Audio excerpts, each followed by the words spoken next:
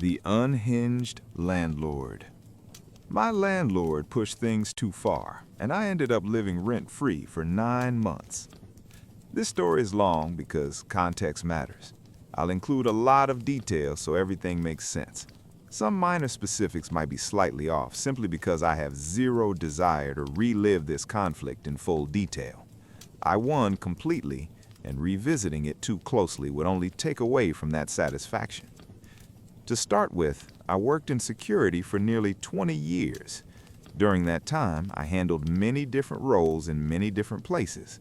What matters for this story is that early in my career, I spent some time working at a residential tenancy tribunal in a large city, essentially in a court officer type role.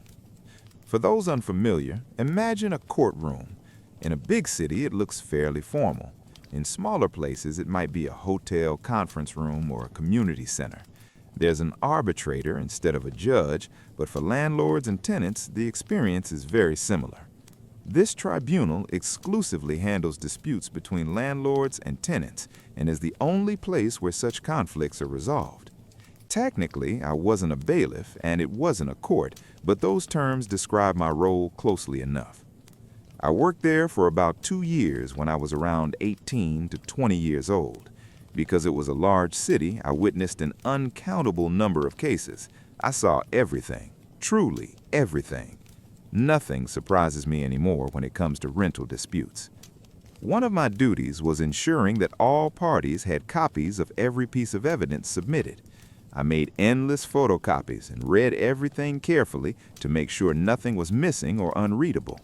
By the time I left that job, I understood the system well enough that while I couldn't be an arbitrator myself, I certainly wouldn't need a lawyer if I ever ended up there as a party. I also learned how the system works beyond the written rules. Arbitrators tend to be more lenient with people who represent themselves than with those who bring lawyers, and they absolutely hate it when someone speaks out of turn. Seriously, never do that. Fast forward 10 years. I had moved away from that city and was living in another fairly large city in the same province under the same rental laws. I was renting a spacious townhouse with several roommates. We got along well, but there was one issue. I was the only one who could write checks. Our pay schedules didn't line up, so I paid the rent on behalf of everyone. That meant I couldn't always pay the rent on the first of the month because my roommates sometimes needed an extra day or two to send their shares. We warned the landlord in advance and assured him that rent would always be paid by the 3rd at the latest. He had no problem with this. We discussed it directly. For about a year, everything was fine. No complaints. Even though we were often a day or two late, rent was always paid. We were quiet, didn't damage the property, and were generally model tenants. Then, suddenly, everything changed. I don't know the exact reason, but I suspect the company managing the property assigned a new person to our region. One month, out of nowhere, on the 2nd day of the month, we received a notice to appear before the tenancy tribunal for non-payment of rent. We paid that same day, so it never went to a hearing, but we were still required to reimburse the filing fee the landlord paid to submit the application.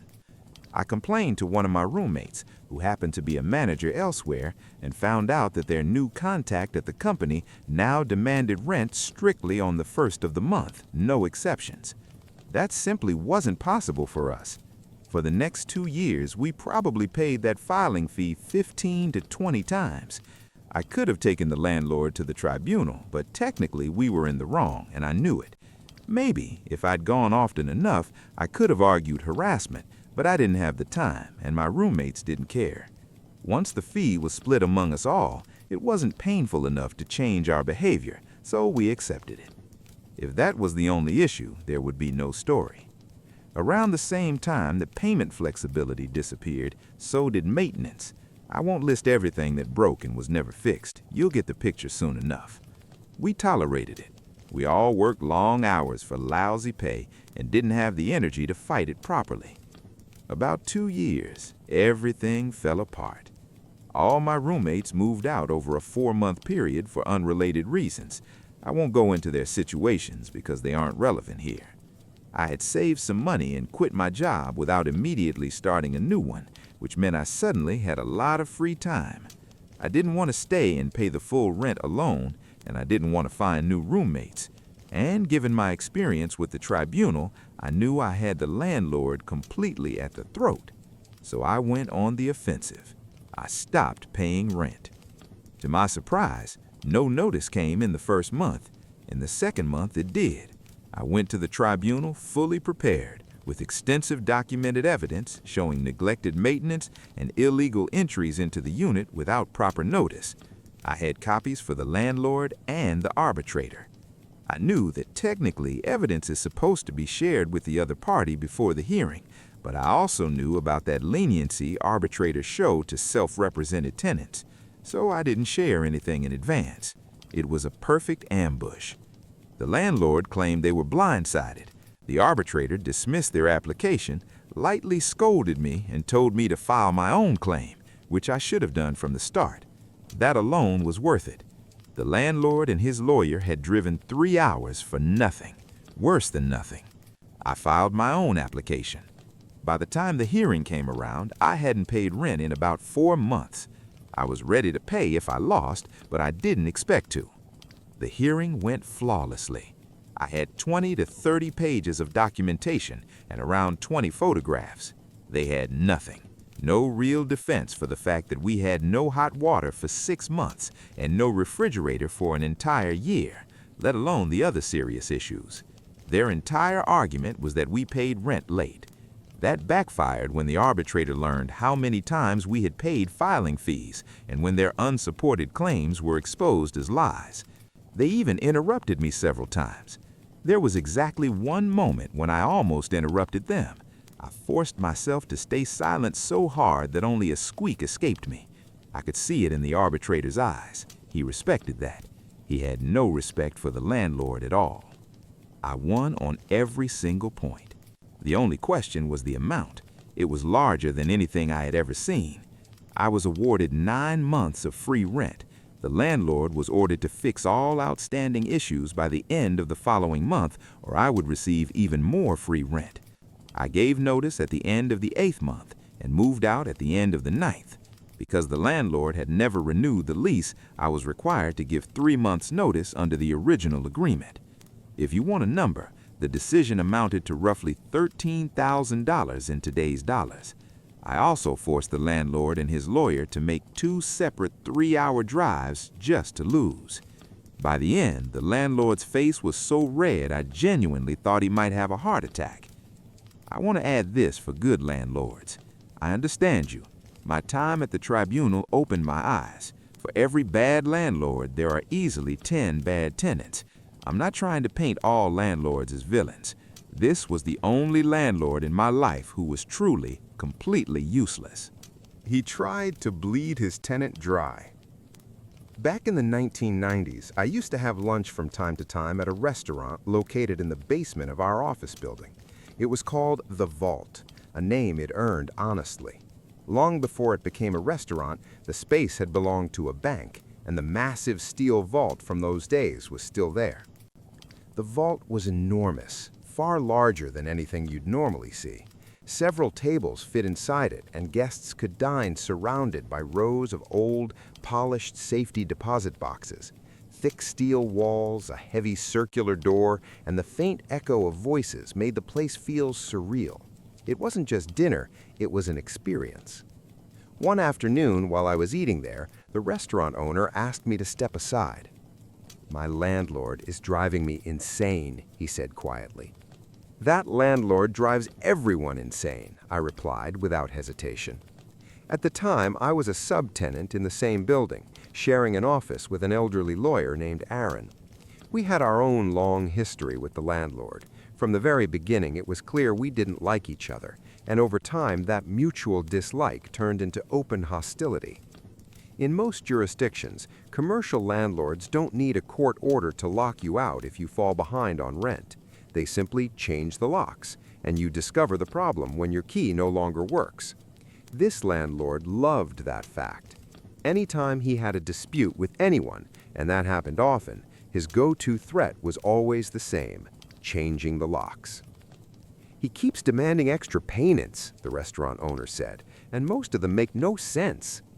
He showed me a letter the landlord had handed him earlier that day. It listed charges for snow removal, parking lot repairs, flooring in common areas, expenses that had supposedly been incurred years ago.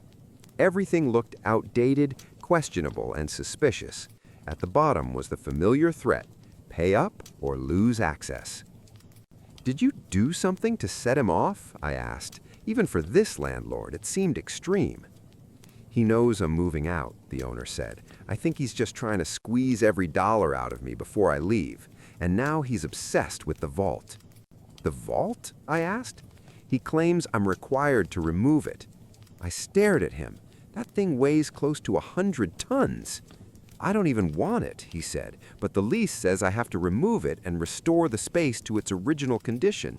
That would bankrupt me. He says if I leave it behind, he'll sue." "Send the lease to my office. I'll look it over." By the time I got back, the documents were already waiting. The situation was exactly as bad as he'd described. The lease was a legal nightmare, a chain of extensions, assignments, and amendments dating back to just after World War II, when a bank first rented the space and installed the vault. Somehow, over the decades, responsibility for removing that vault had been passed down until it landed squarely on the restaurant owner.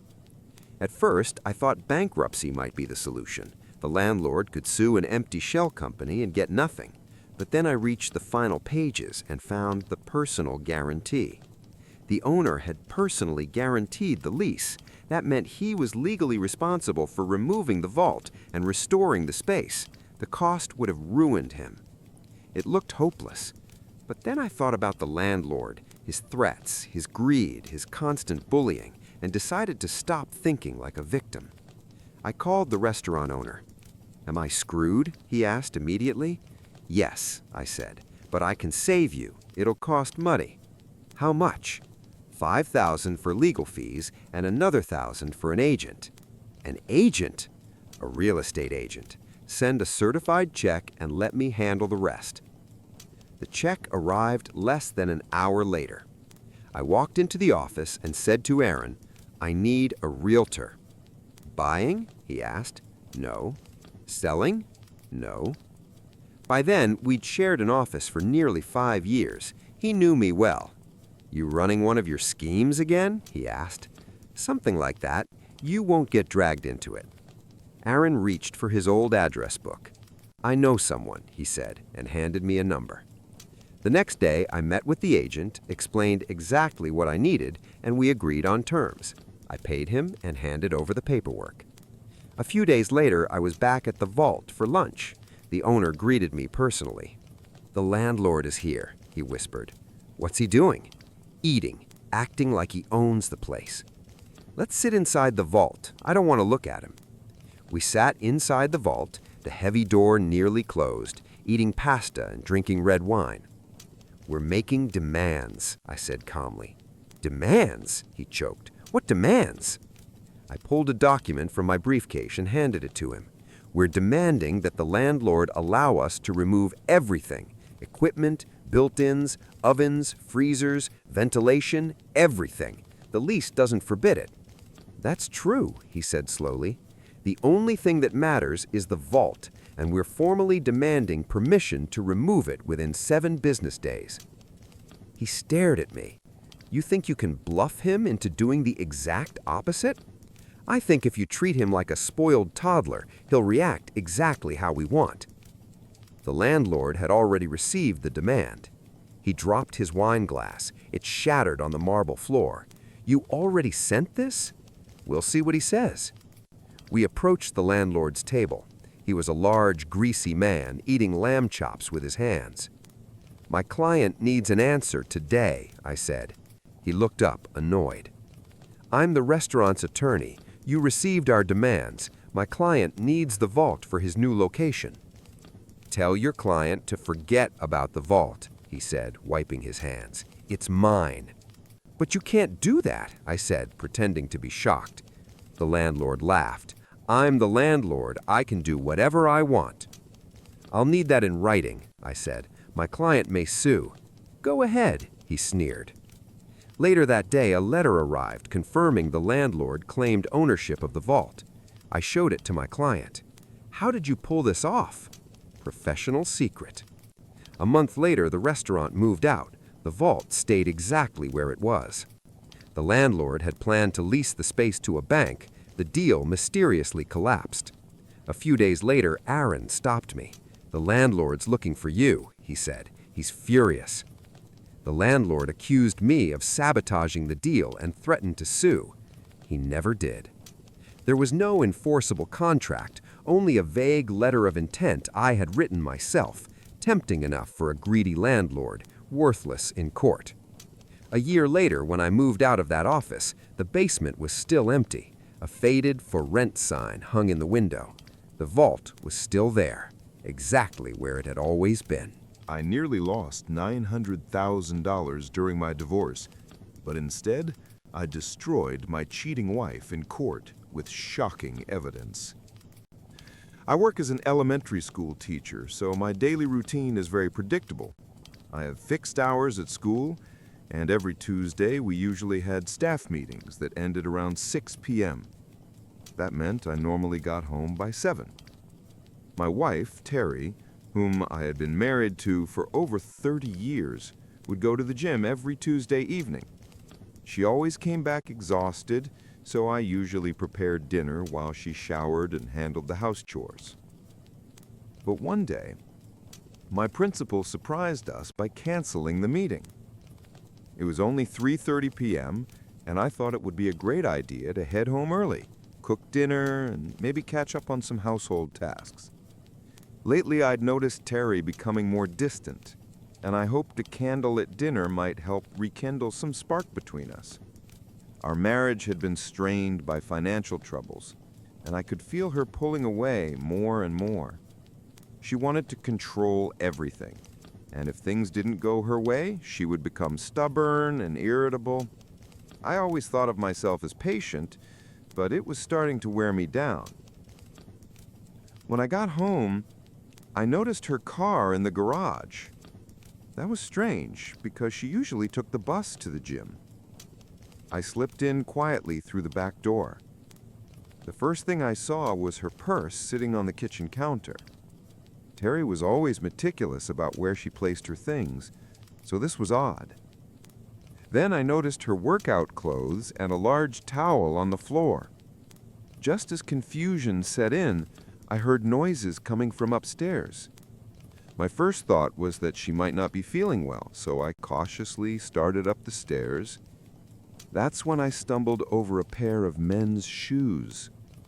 Scattered on the steps were pants, a shirt, socks, and worst of all, Terry's lingerie, the kind she only wore for anniversaries or special nights. My blood ran cold. I froze on the stairs, heart pounding, stomach turning. For a moment, I thought I might faint. I sat down, trembling. Then anger began to boil inside me, an emotion I rarely allowed to take control. Years of teaching had given me patience, but this was beyond anything I could manage. I moved quietly toward the bedroom. To reach it, you had to pass through the walk-in closet. The door was cracked open just enough for me to see inside.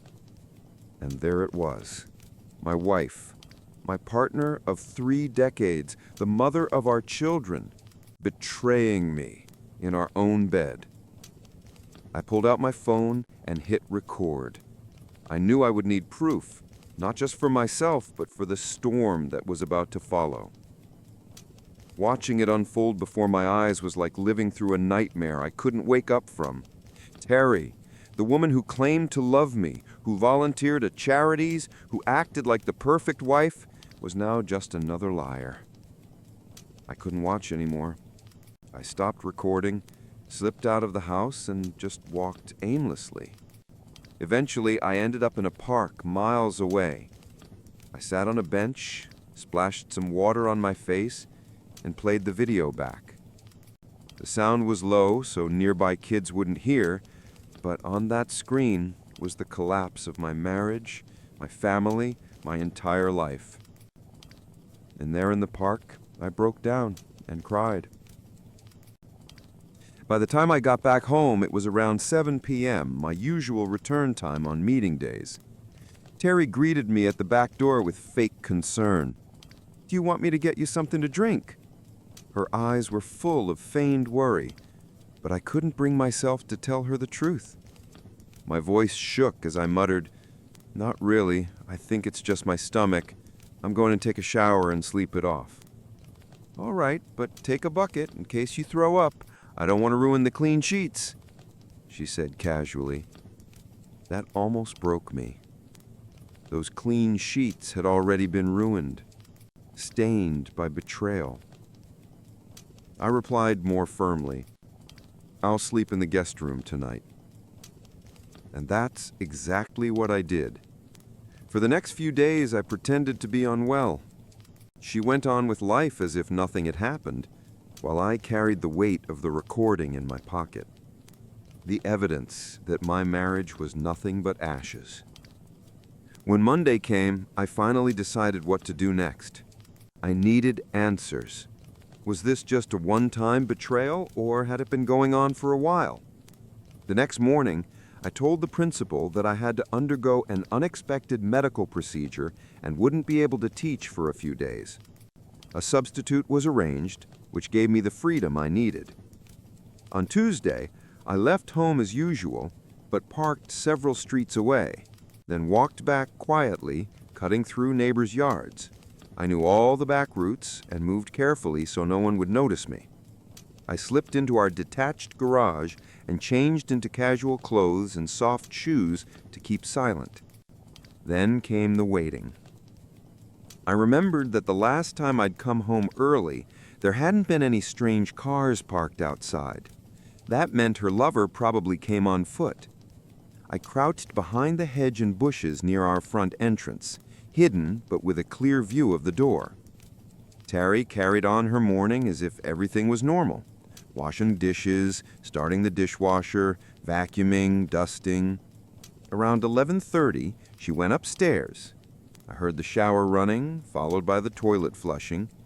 After about 45 minutes, she came back down and left the front door slightly open, an unspoken invitation for her guest. It didn't take long.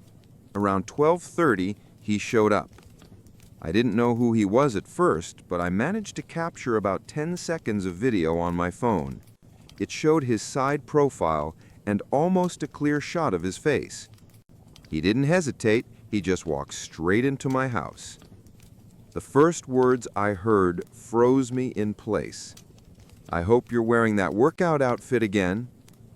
"Of course," Terry replied with a giggle. "You always loved when I put it on. Sometimes I think that's what hooked you in the first place." That was all I needed. Their comfort with each other screamed of a long-term affair. They headed upstairs without a care in the world. I returned to the garage, my heart pounding out of my chest. My head was spinning with questions. Who was this man? How long had this been going on? And why hadn't she ever talked to me about anything? What terrified me more was the thought of my health. They hadn't used protection, at least not that I could see. The idea that she might have put me at risk made my stomach churn. I thought back to her years at the gym, the social circle of married women she had joined, and the charity events. Maybe the gym held the answers. Update 1. Being a teacher came with one big advantage. I had access to printers and other resources. I decided to start by printing still frames from the video I'd taken. Identifying him was now my top priority. On Thursday, when Terry was supposed to go to the gym again, I suggested going with her. I claimed I was thinking about getting a membership myself, especially since school was on break. She immediately grew uncomfortable and tried to talk me out of it. "It's really just a group of wives who chat more than work out," she insisted, but I didn't budge. So that Thursday, I walked into the gym with her. The moment I stepped inside, it felt like a scene from an old Western. Everyone turned to stare at me, whispering among themselves. Terry was visibly on edge, sneaking nervous glances toward the staff area. I tried to distract myself by walking around the facility. It was the usual setup: Rows of machines, mirrors on the walls. Near the exit, I noticed a staff board with photos and contact info. At the top was the owner and director, Miss Elizabeth West, followed by 2 women and 1 man. My blood went cold. The man was him, the lover.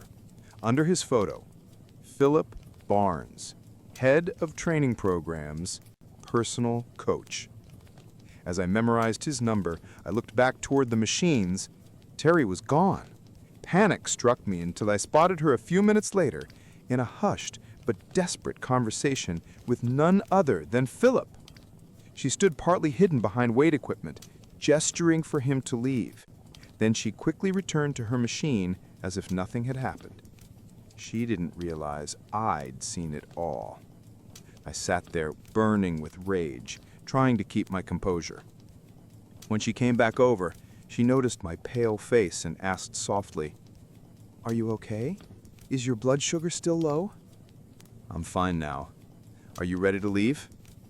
Before she could answer, the director's voice echoed through the loudspeaker. "Ladies and gentlemen, the last training session of the day is canceled. Mr. Barnes suddenly felt unwell and had to go home." A wave of disappointment swept through the women in the gym.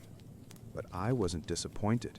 For me, it only confirmed everything. Update 2.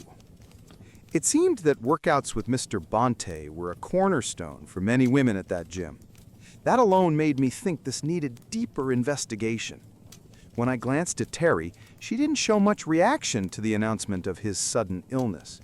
But I could swear I saw her shoulders relax, as if a huge weight had been lifted. "Let's go," she said quickly, snatching her towel and gym bag from the storage area where everyone left their things during class. We were just stepping out when a woman approached us, someone I didn't immediately recognize. "Hello," she said nervously. "Sorry, I'm new to all this and lost track of time. My son Timothy's here, right?" That wasn't usual. New parents often struggled with pickup procedures. I reassured her I'd get Timothy while colleagues covered the remaining kids. I found him near his classroom, chatting with another student. "Hey Tim, your mom's here. Let's head to the pickup area." He looked puzzled. He was in the last year of elementary school, old enough to not lose track of time. "That's weird," he muttered. "Mom's usually busy with her fitness instructor on Friday afternoons. Back at my old school, she often didn't come until 5:30. The word fitness instructor hit me like a hammer. My heart pounded as I casually asked, "Oh, that's great she takes care of her health. Do you happen to know his name?" "Yeah, it's Bonte or something like that. He works at the local gym but also does private lessons at home. That's who I want to be when I grow up. Mom always seems so happy and relaxed after training with him. We usually order takeout on Fridays because she doesn't have time to cook." I nearly lost my composure. This man wasn't just entangled with my wife, he was messing around with multiple women in town. Back at the car, his mother thanked me warmly for helping. "Not a problem," I said smoothly, "part of the job. By the way, I don't think we've officially met. I'm Gerard D. Kids just call me Mr. D." "Nice to meet you," she replied, shaking my hand. "I'm Mary Jones. I remember seeing you at the gym last Thursday. You were there with your wife, Terry. Sorry she seemed in such a hurry to leave. It looked like Mr. Bonte's absence threw everything off." The moment she said his name, her entire demeanor shifted. She paled, her hands trembled, and she stammered, Well, Mr. D, see you later," before practically fleeing the parking lot. That sealed it. Bonte wasn't just a trainer. He was a serial predator in our community. Update 3. It was time to think about my future, and in that vision there was no Terry. Rage gave me clarity. I began reviewing all the small but crucial details of our shared life, the sort of things couples often overlook. Who pays which bills? Which insurance company do we use? When are utilities due? From which account do we make automatic payments? I discovered the mortgage had only a small balance left. My retirement account had grown to an impressive $900,000, thanks to mandatory contributions from our teachers' union. Our savings account, intended for an overseas vacation, held about $30,000. That trip was no longer on the table. My priority became draining it before Terry realized I knew about her betrayal. Quietly, I engineered a series of appliance breakdowns while she wasn't home. I'd unplug a cord, then claim a repairman had come to fix it, paying in cash. In reality, I pocketed the money and repaired it myself. Over time, I gathered nearly $20,000 this way. I also purchased tools and other necessities to prepare for what was coming. Update 4. I always paid cash for everything, showing the receipts to Terry, then secretly returning the items the next day. Dishonest? Absolutely. But honesty and trust had already been gutted from our marriage. Because of her actions, I was becoming a man I never thought I could be. A liar. Her Thursday daytime workouts with Bonte continued, and I no longer bothered even trying to initiate anything intimate with her. We coexisted like roommates. That was it. Quietly, I began boxing up my personal belongings, keeping them stored in the garage where Terry rarely went. Since her car usually sat outside, the garage was basically my territory, and she didn't notice my gradual disappearance. On the rare occasion she did ask about missing items, I told her they'd broken or that I didn't need them anymore. She accepted those answers mostly because many of my things didn't fit her preferred aesthetic anyway. When most of my possessions were gone and the house looked practically unchanged, I realized how much I'd already surrendered to Terry's control over the years. I withdrew what I could from my retirement account and bought a small house on the edge of town. It wasn't much, just 2 bedrooms, a tiny yard, and a garage, but it was mine. Close to the school where I worked, and best of all, the mortgage was small enough that half my salary easily covered the payments. No mansion, no luxury, but solid. Amazing what you can find if you're willing to skip the glossy neighborhoods. I moved my belongings in piece by piece. Furniture wasn't a problem. Secondhand shops and donation centers were full of cheap finds. Honestly, the place reflected my own state. Used, but still standing. It was time for everyone to get what they deserved. One afternoon at school pickup, Mary Jones came over to me again. Her son Timothy was playing nearby, but I immediately noticed she looked shaken, as if she had been crying. As a teacher, you get trained to read those signs. "Mr. D, can I talk to you for a minute?" she asked, her voice wavering. "Of course. Just park over there and meet me at the benches." I always joked that those benches near the pickup zone were my office.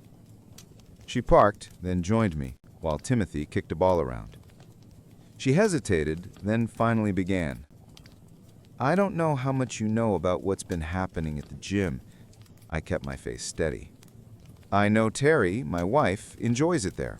Says it keeps her in shape." She bit her lip, clearly wrestling with herself, then blurted, "There are things you need to know." I cut to the chase. "Does this have to do with Philip Bonte?" Her expression hardened instantly. "You have no idea just how much it has to do with that pig." "I can imagine. But go on." Tears welled in her eyes. "He targets women at the gym. Regulars. He watches, waits, and then pounces." I asked how she knew. She looked away, ashamed. "Because I was one of them. Until last month. We met every Friday at 12:30. Her voice faltered as though reliving it. She confessed how she had believed there could be a future with him. Divorced, lonely, missing intimacy. Bonte had filled a void, until suddenly another woman replaced her. He dropped her cold, with nothing but a half-hearted, "Sorry, can't anymore." She gave a bitter laugh through tears. "I thought I was special. Turns out I was just another notch." I sat stunned. How could she unload this on me, her child's teacher? She must have been truly desperate. Trying to offer some comfort, I murmured, "Relationships aren't always what they seem." Her eyes narrowed, searching my face. Then she whispered, You already know, don't you? About him and Terry? I swallowed hard. Yes, I know. Mary reached for my arm. Then please believe me, he'll keep doing this until someone stops him. He doesn't care who he hurts as long as his ego's fed. He even brags about it at bars with his buddies. Her tone sharpened. If you need my help to make him pay, just say the word. That man deserves to be brought down. She called for Timothy and drove off, leaving me in silence. I sat there, mind racing. Oddly, I felt a flicker of relief. Her confession made my plan for revenge seem less like an act of a betrayed husband and more like a moral obligation. Bonte wasn't just wrecking my life. He was a predator preying on countless women. The question now was, how many more?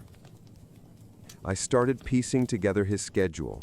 The gym was open every day except Mondays, and he seemed to be there constantly. Using the number listed at the gym, I tracked down his address. Just 3 blocks from our house. No wonder it was so easy for him to sneak over for sessions with my wife. I told Terry that my doctor had recommended daily evening walks around 5 p.m. Luckily, she showed no interest in joining me. That gave me the perfect cover. Since I knew it wouldn't interfere with her own meetings, everything went smoothly. During my first evening walk, I headed straight to Bonte's address and discovered that he lived in a ground-floor apartment among several similar buildings. His car wasn't there, so I lingered nearby to catch his return. He usually left our house well before 6 p.m., which meant he almost always came back around that time. Sure enough, at exactly 6 p.m., he walked into his apartment. It became a routine, day after day, whenever I was free to go out. On days I had staff meetings and couldn't leave, I assumed he still followed the same pattern. I began to suspect that his evenings at the gym weren't really about exercise, but about meeting different women. To confirm this, I adjusted my schedule, starting my walks earlier and watching his daily movements more closely. Eventually, I decided to take a full week off from work just to investigate. I went to an electronics store and purchased surveillance equipment, a long-range listening device, motion-triggered HD cameras with audio, and an external hard drive for storage.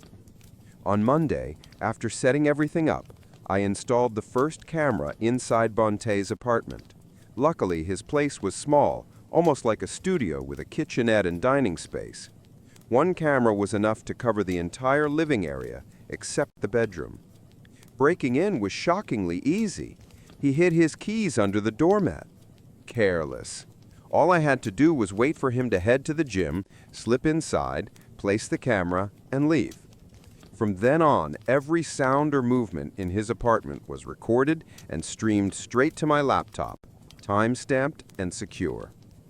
That same evening, I got my first footage, Bonte eating takeout in front of the TV before heading to bed at 9 p.m. The next day, I slipped into the gym through the back entrance after closing time and set up a second camera in a private room where clients were usually assessed. This was the same room Bonte often used for one-on-one sessions.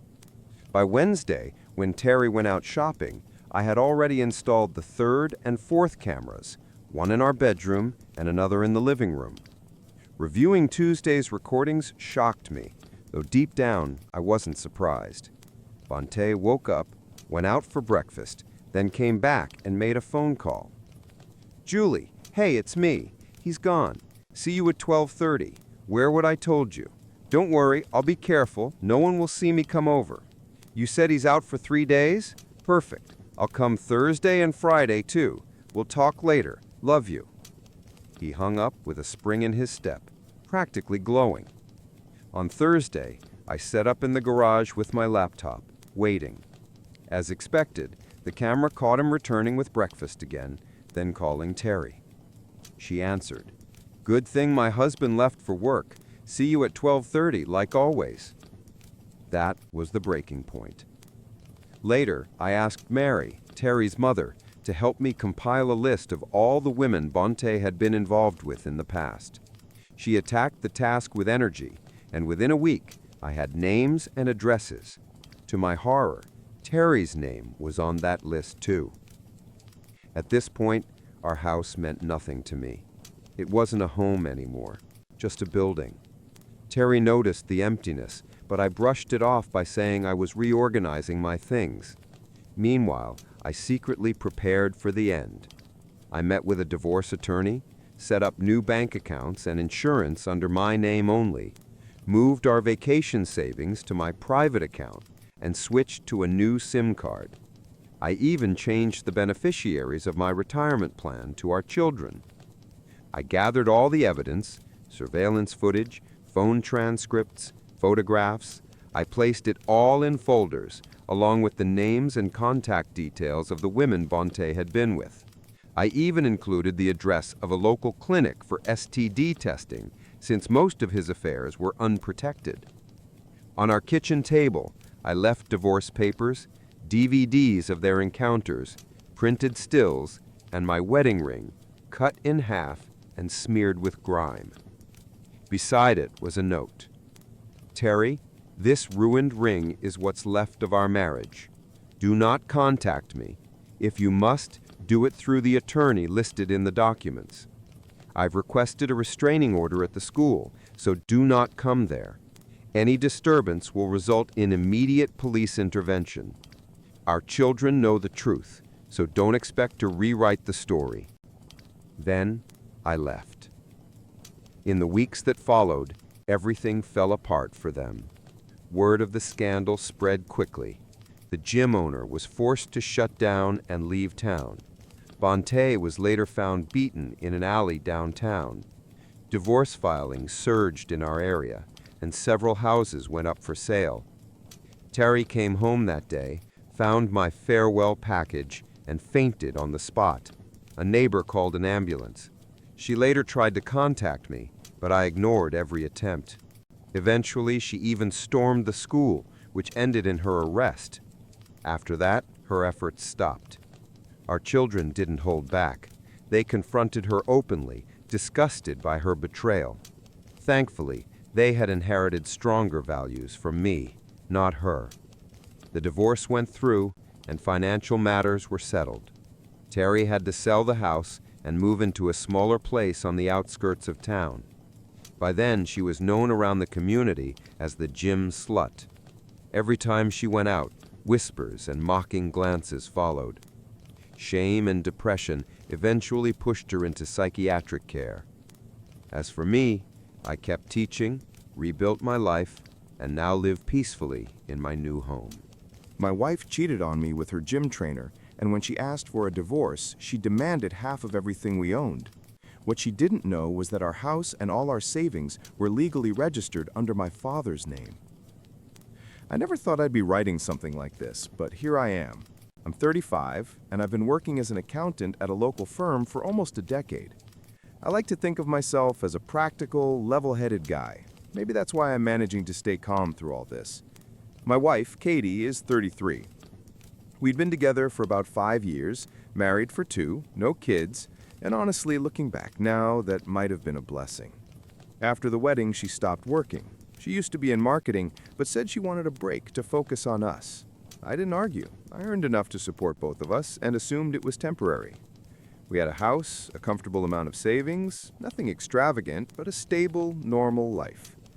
Then, gradually, something changed. Katie grew distant, she stayed out longer with friends or at the gym, avoided affection, got irritated whenever I asked what was wrong. At first, I chalked it up to stress, but the feeling that something was off kept growing, and unfortunately, I was right. One evening, while she was in the shower, her phone buzzed. I glanced at the screen without thinking. A message from someone named Derek. "Can't wait to see you tomorrow, baby." I opened the chat. The messages were explicit, romantic, full of plans that didn't include me. She had been seeing him for months. I just stared at the screen, numb. This was the woman I trusted, the person I built a life with. But instead of anger, all I felt was emptiness. Maybe shock? Maybe my rational side kicking in. When Katie came out of the bathroom, I handed her the phone and calmly asked her to explain.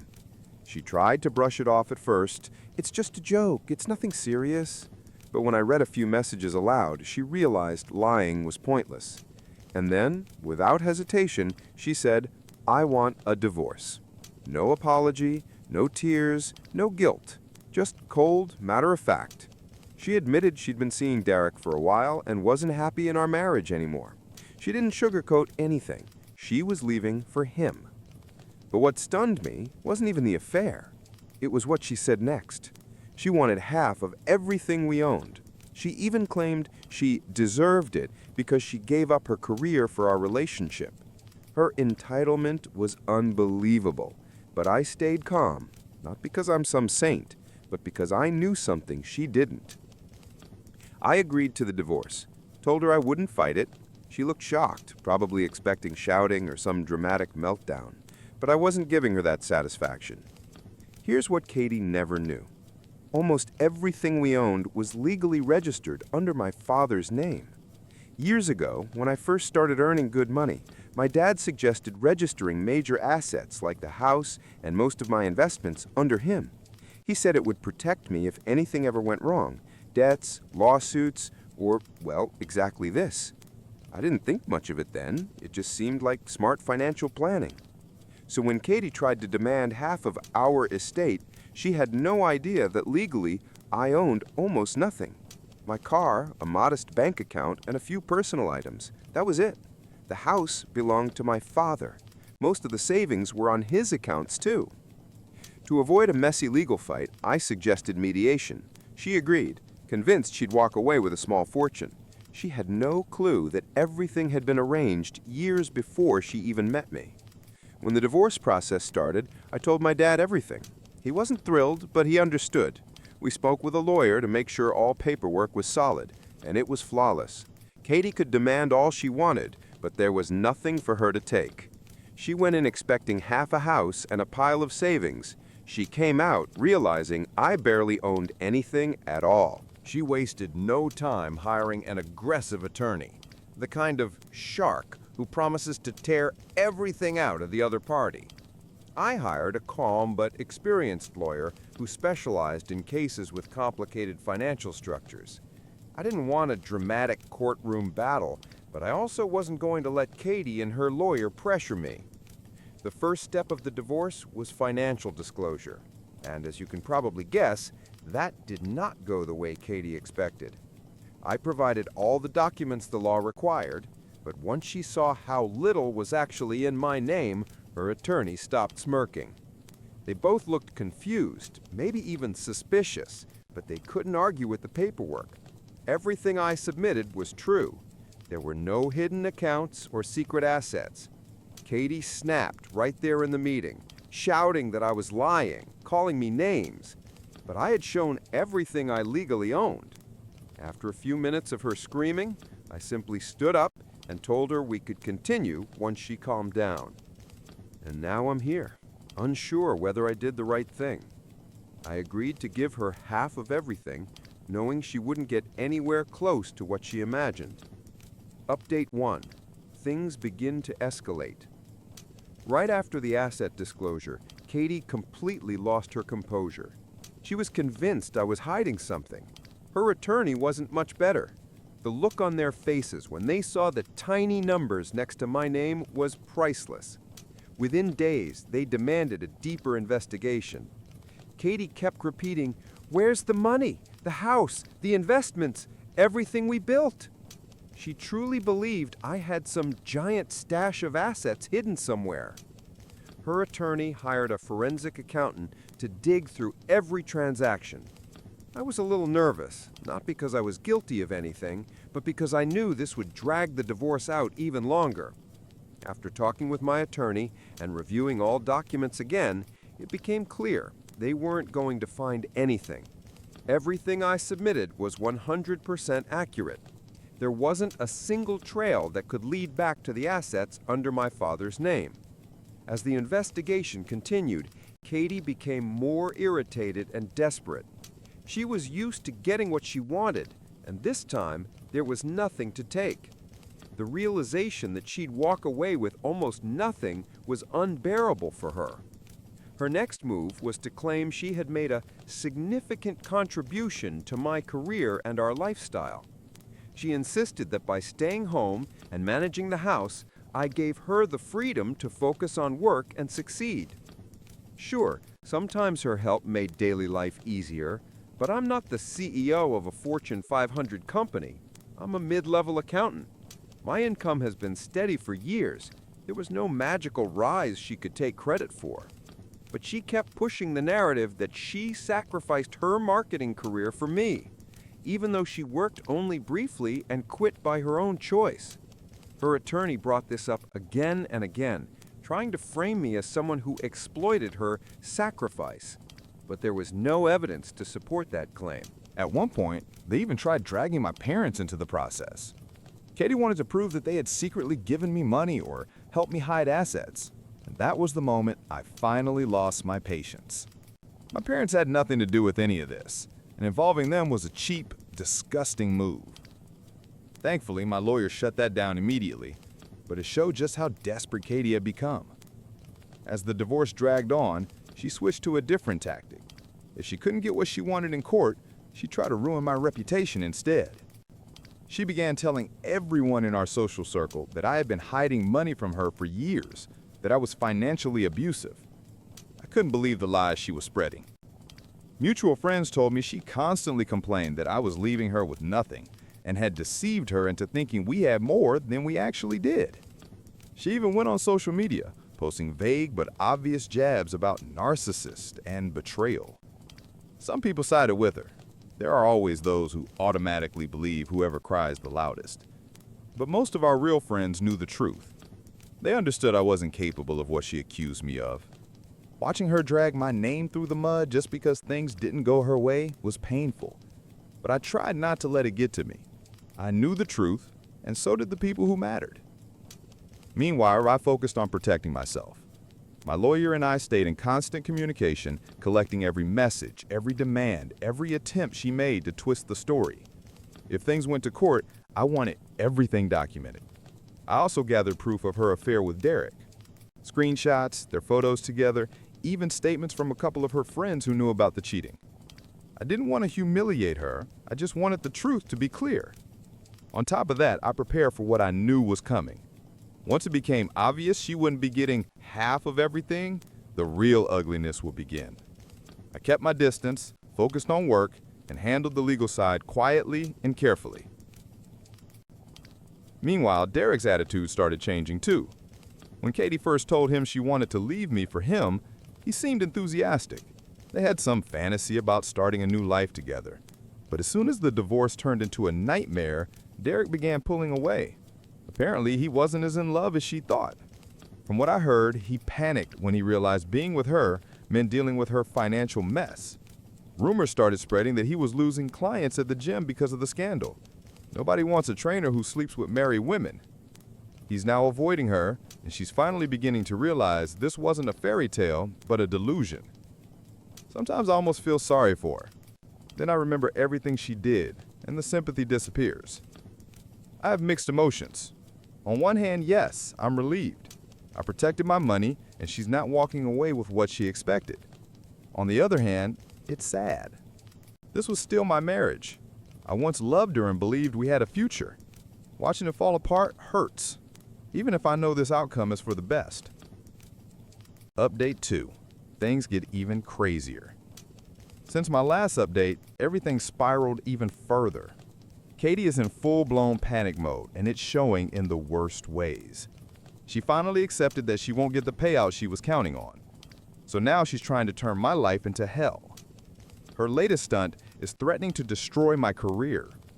She told me outright that if I didn't be more generous, she would make sure everyone in my office found out what a monster I supposedly am. At first, I wasn't even sure what she meant, until she started showing up at my office unannounced. The first time, she pretended she just wanted to talk. But when I made it clear there was nothing left to discuss, she snapped, raising her voice, saying things like, "I'll make sure everyone knows who you really are." Luckily, I managed to get her out before it turned into a full-blown scene, but it's obvious she's becoming unpredictable. Back at her parents' house, where she's living now, things aren't great either. From what I heard, they support her, but they're not thrilled with the situation. Once she realized she wasn't getting the jackpot she imagined, she moved in with them. And apparently tensions there are growing too. At this point, even her own parents seem to be realizing that her victim act is nothing more than a performance. Mutual friends told me she's been snapping at everyone, fighting with her family, and acting like she's on the verge of a breakdown. The legal side of everything has also become more chaotic. Katie's lawyer is desperately trying to dig up anything they can use against me. They even filed a motion to subpoena my parents and demand their financial records, despite my attorney repeatedly explaining that my parents' assets have nothing to do with this divorce. It's obvious they're trying to rattle me, but it isn't working. Her legal team has also requested statements from my coworkers, hoping to find hidden income or under-the-table payments. They're grabbing at straws, but they keep coming up empty. Every time we shut down one of their requests, another one pops up. The whole thing feels like an endless chess match. They try to counter every move I make, but so far I've managed to stay one step ahead thanks to my attorney, and thanks to the financial safeguards my father put in place years ago. Still, it's exhausting, and I'm not sure how much longer I can deal with this before the case finally goes to trial. As for mediation, we've attempted it twice, and both times were disasters. The first session lasted maybe 20 minutes. Katie refused to back down from demanding half the house and half the savings. My lawyer calmly stated the facts. The house is legally in my father's name, and the savings aren't remotely what she imagines. She didn't want to hear it. She stormed out, accused everyone of lying, and claimed the mediator was biased. The second attempt wasn't any better. This time she arrived with an absurd list of demands: full ownership of the house, half of all assets, which barely exist, and alimony for at least 5 years. When my attorney explained, again, that none of this was legally justified, she lost control completely. She screamed that she gave up everything for me and that I was abandoning her with nothing. I sat there trying to stay composed, but inside I was boiling. She was the one who cheated, the one who walked away, and yet she paints me as the villain who destroyed her life? After that meeting, it became obvious. This divorce would only end in court. Meanwhile, Katie has been borrowing money from family and friends to keep paying her attorney. Clearly, she didn't expect the divorce to drag on this long, and now she's running out of resources. I honestly don't know how she plans to keep funding her overly aggressive lawyer, but that's no longer my problem. The more desperate she gets, the more unstable her behavior becomes. Friends told me she barely leaves the house and constantly complains to anyone who will listen that I've ruined her life. Even her own friends are starting to distance themselves. They're tired of the endless drama and the way she keeps replaying the victim narrative. It's clear that everything she hoped to gain from this divorce is slipping through her fingers. All the while, I'm doing my best to stay calm and strategic. Every accusation she throws at me, I counter with documentation. Every financial record they request, I provide. I have nothing to hide. My lawyer makes sure we follow the law down to the last detail, something I can't say for Katie's side. I've also been protecting my parents' privacy as much as possible. Her attempts to drag them into this mess make my blood boil. But thankfully, there are legal safeguards that prevent her from getting access to their financial documents. The fact that she even tried shows just how desperate she's become. She seems convinced that if she digs deep enough, she'll uncover some secret fortune. There is nothing to find. Update 3. The day of the hearing finally arrived, and the tension in the courtroom was intense. Katie testified first. She immediately went on the offensive, insisting I had been hiding assets for years. She accused me of manipulating our finances, keeping money in secret accounts, and lying about our actual income. She played up the emotion, painting herself as someone who had been left with nothing after sacrificing her career for mine. At one point, she even cried on the stand, talking about how much she trusted me. But everything changed when my attorney presented the evidence of her affair with Derek.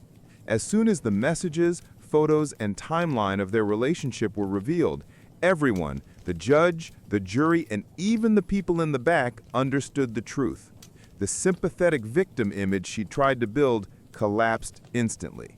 She tried to brush it off, saying it was a mistake and irrelevant to the divorce.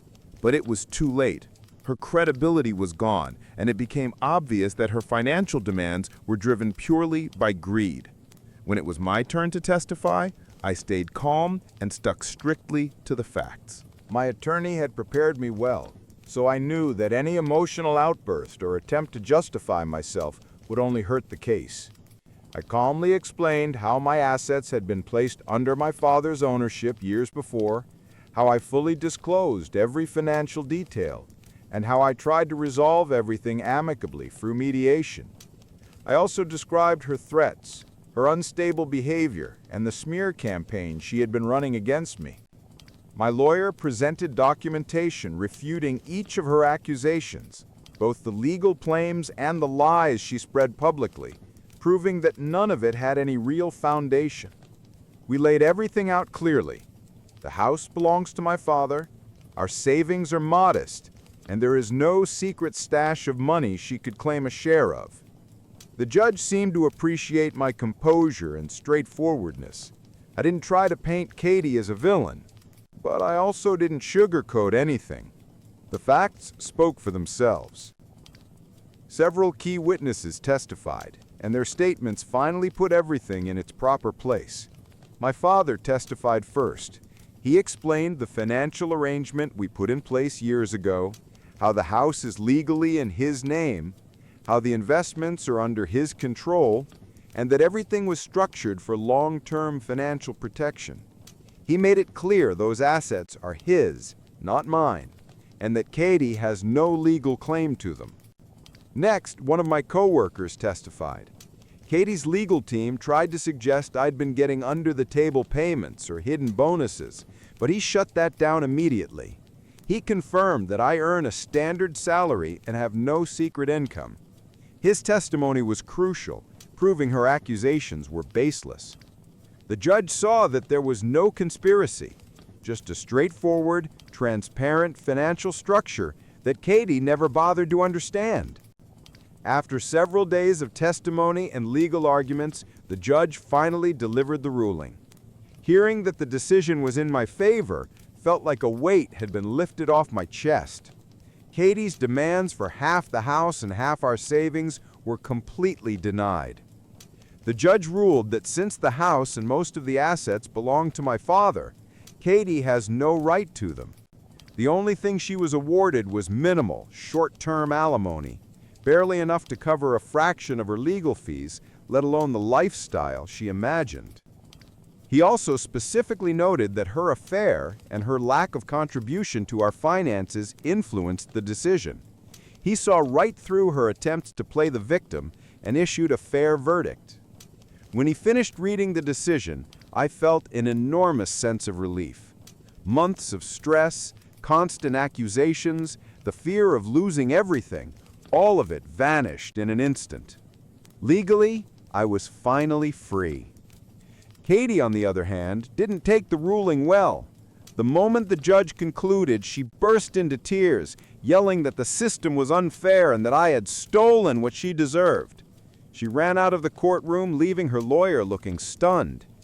I'm not sure what she expected, but it was obvious she wasn't ready for a loss. As for me, I felt only relief. I thanked my attorney, who did an incredible job, and walked out of the courthouse. My phone was exploding with messages, friends and family congratulating me. The news spread quickly, and soon everyone in our community knew how the case ended.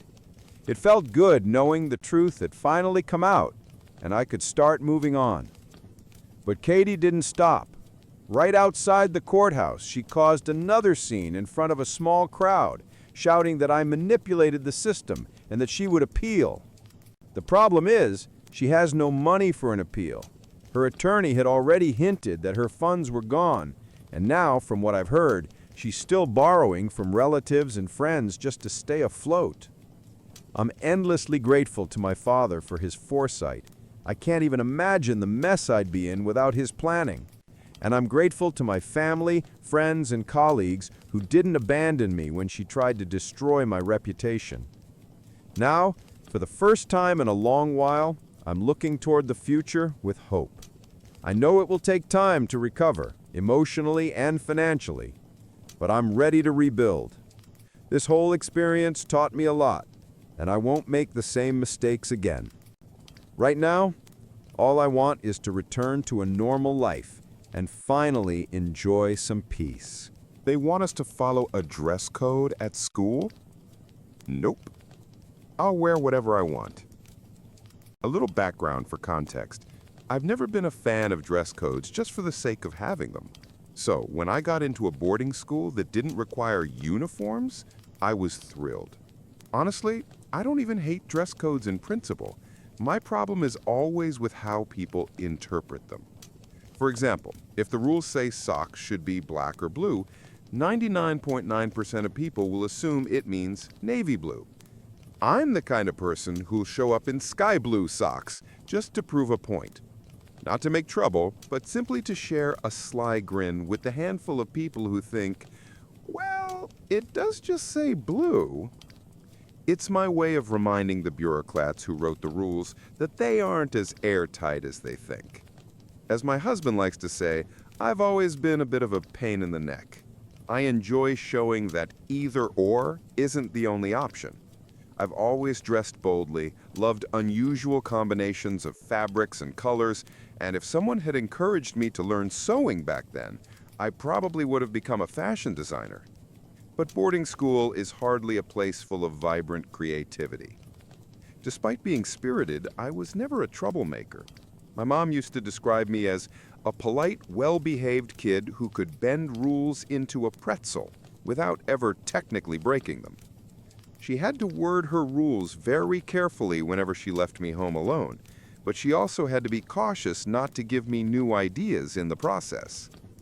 If someone presented a rule as unbreakable, I just had to test it. And if they were pushy or smug about it, I'd find the cleverest way possible to prove them wrong. My mom always believed critical thinking was the real key to success in life. She taught me that if you can analyze a problem and figure out a solution, you don't need to have all the answers memorized. You just need to know how to find them. Remember, this was a decade before Google and smartphones, so I don't fault modern parents for having a different mindset. Still, I'd raise my own kids with the same philosophy if I had them. She raised me to believe success comes to people who don't just answer apple when someone asks what that round red thing on the table is. Instead, you pick it up, study its weight and texture, notice the sheen on its wax, memorize its smell, because you never know when someone will ask you to describe the underside of an apple when there isn't one around.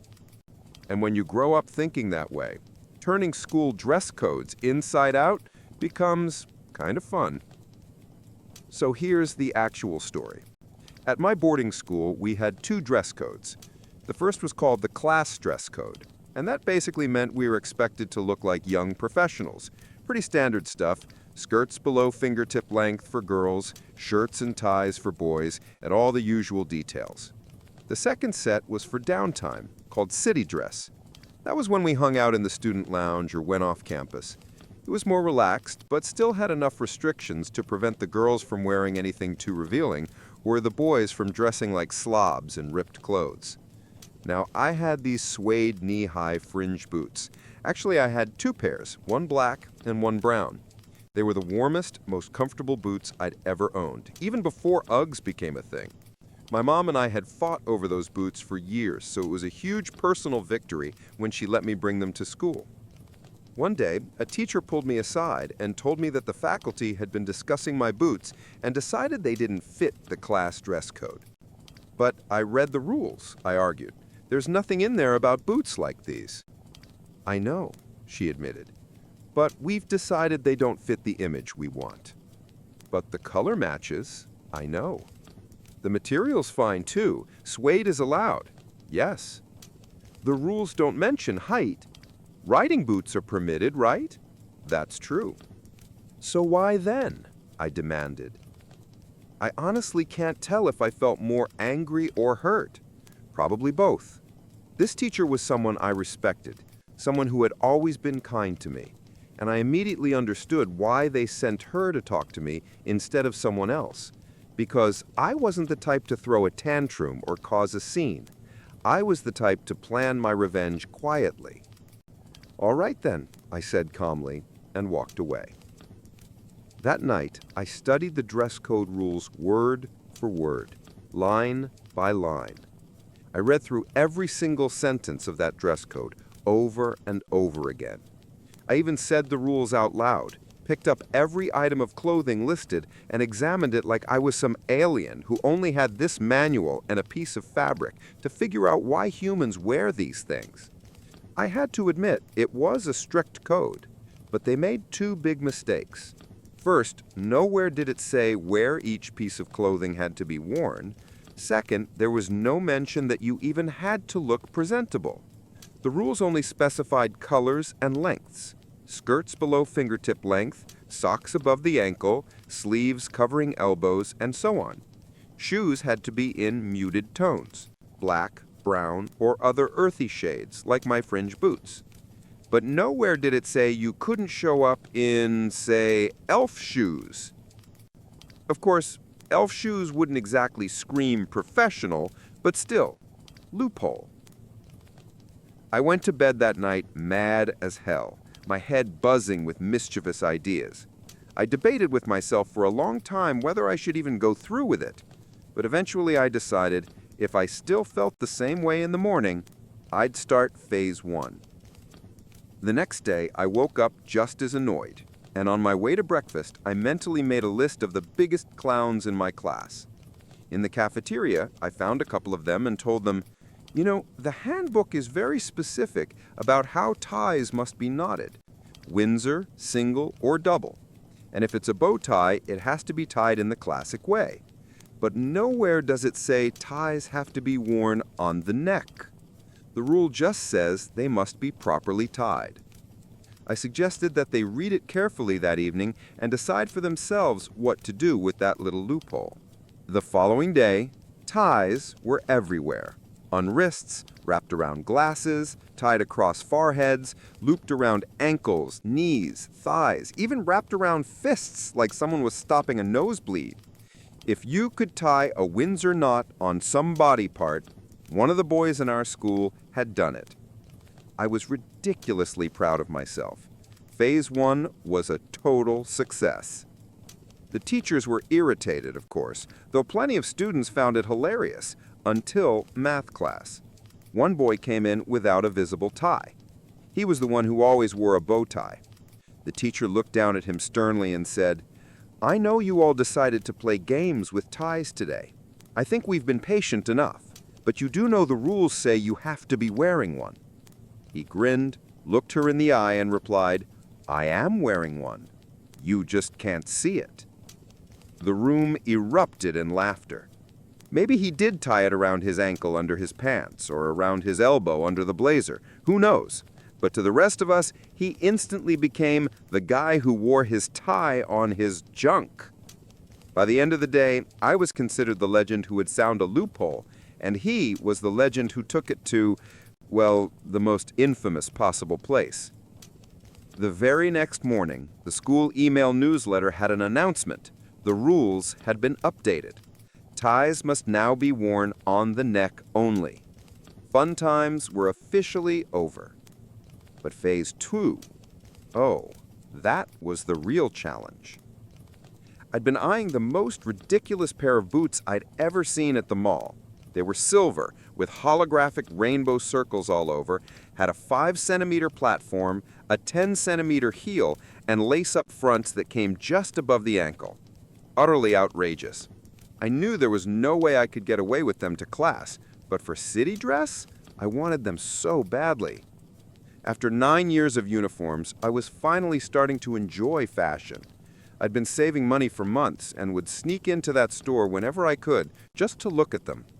For a while I tried to convince myself they were too expensive, but once they banned my favorite suede fringe boots, my desire for those wild rainbow boots only grew stronger.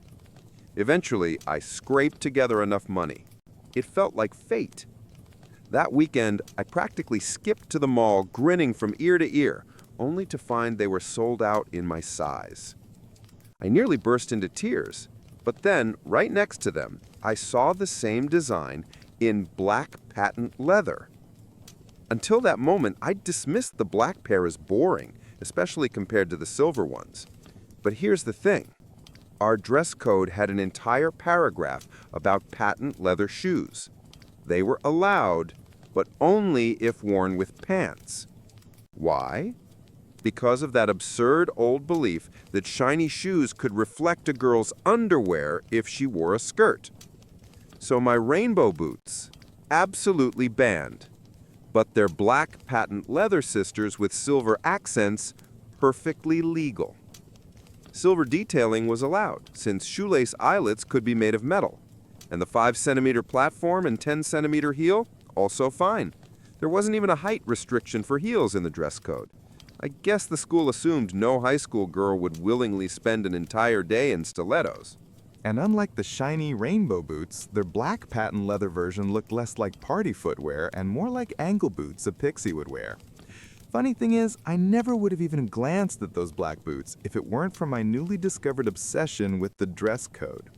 The outfit started with these bright orange polyester pants covered in tiny gray-green amorphous specks, something that vaguely resembled a microscopic giraffe print.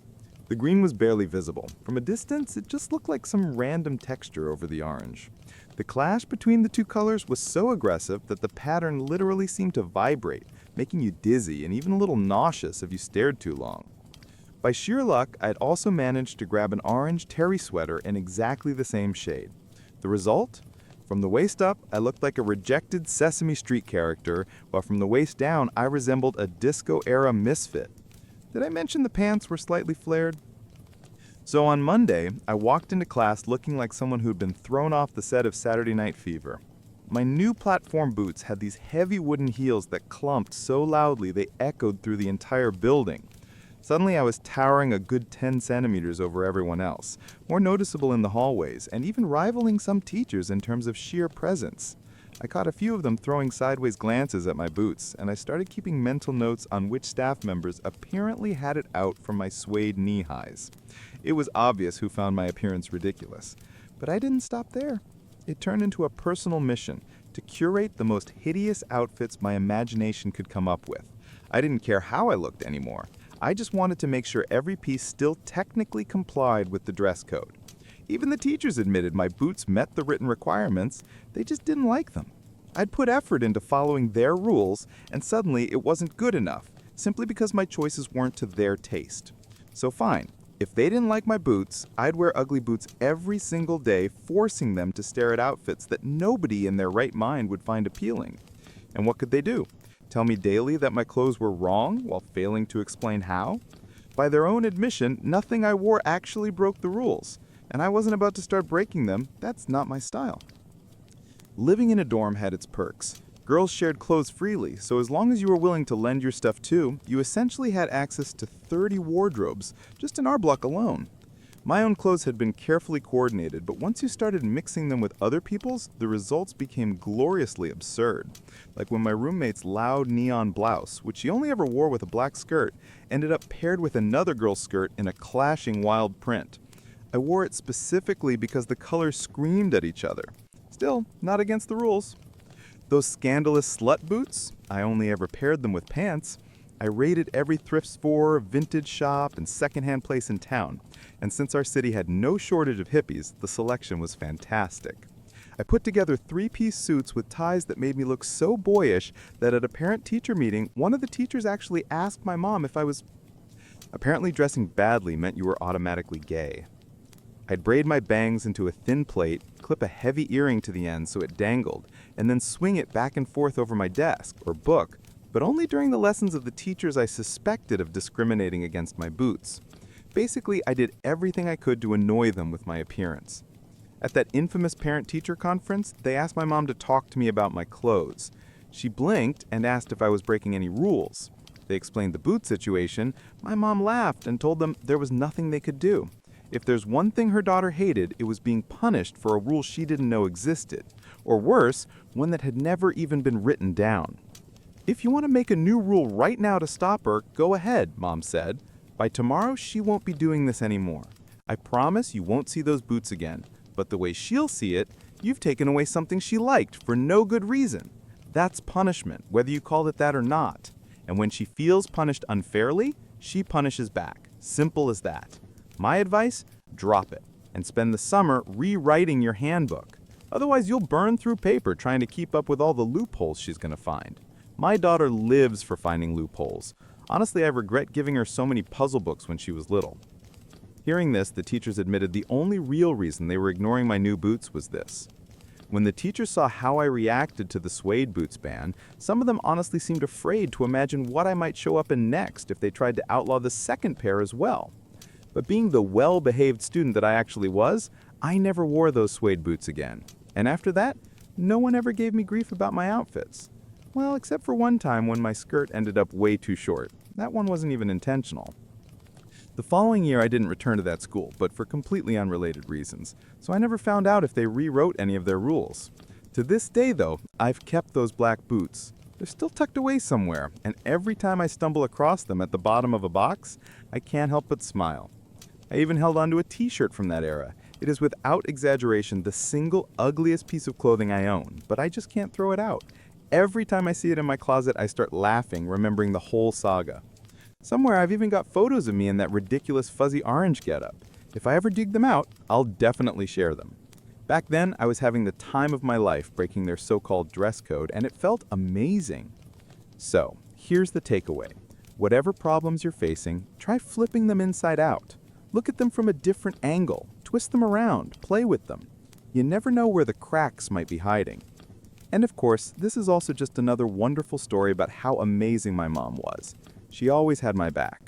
Though if I'm honest, I suspect she was also quietly angry that the teachers hated our boots.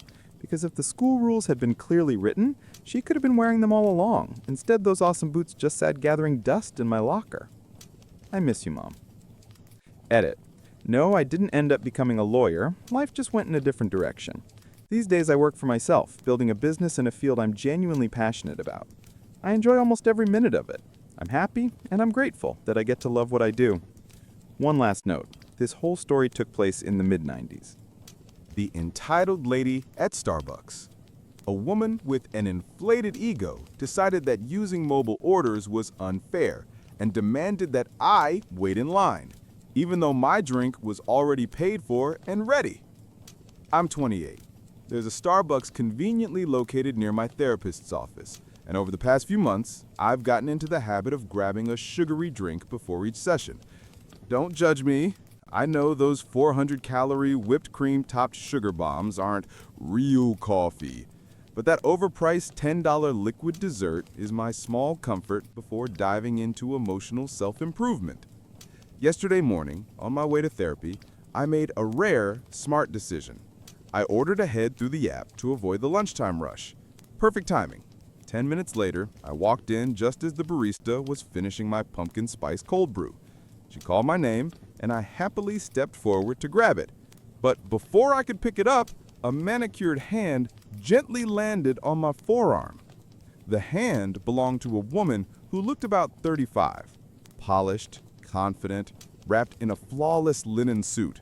Her sleek ponytail, gold jewelry, and designer bag practically scream, "I'm important."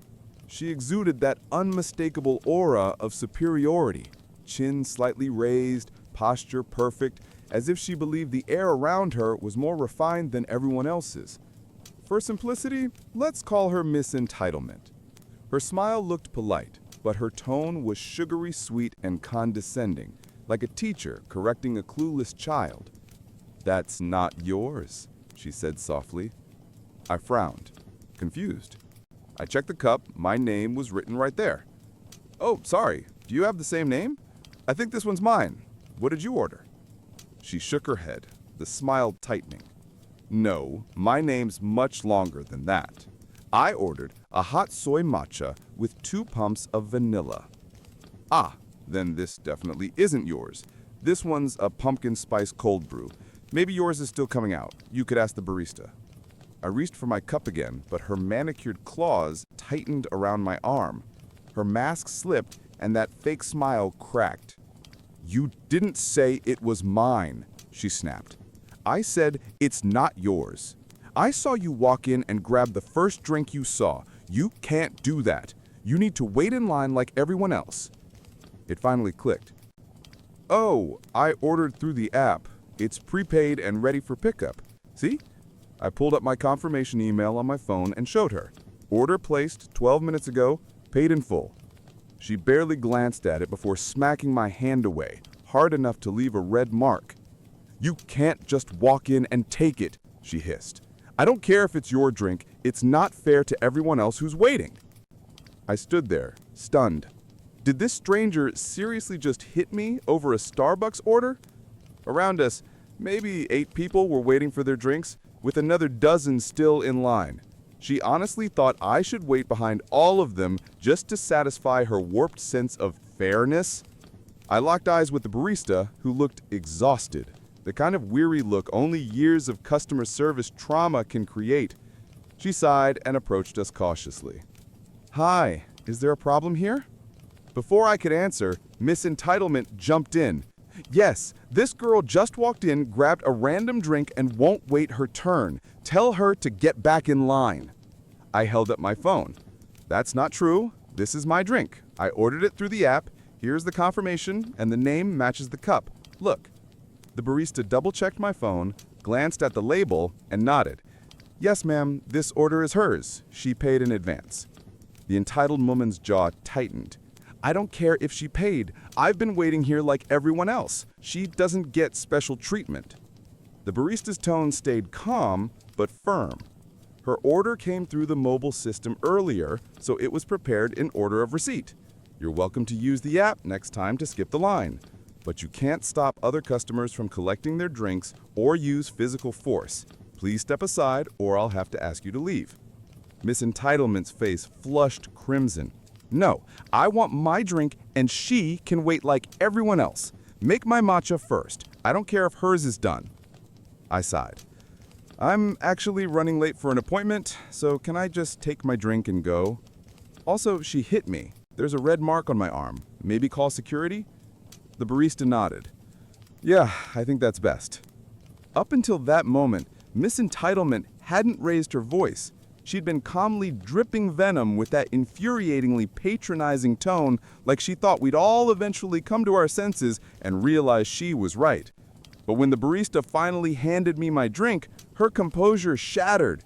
Her face twisted with pure rage as she turned on the poor employee. "This is ridiculous. Your system is broken. Do you have any idea who I am? You'll regret this. Get your manager now." And that, my friends, is how I got smacked in the hand by a Starbucks Karen because she doesn't understand how mobile orders work. I didn't do anything wrong. I paid for my drink, and I'm not going anywhere. I'll sit here and enjoy it. I have every legal right to do so, and there's nothing you can do to stop me.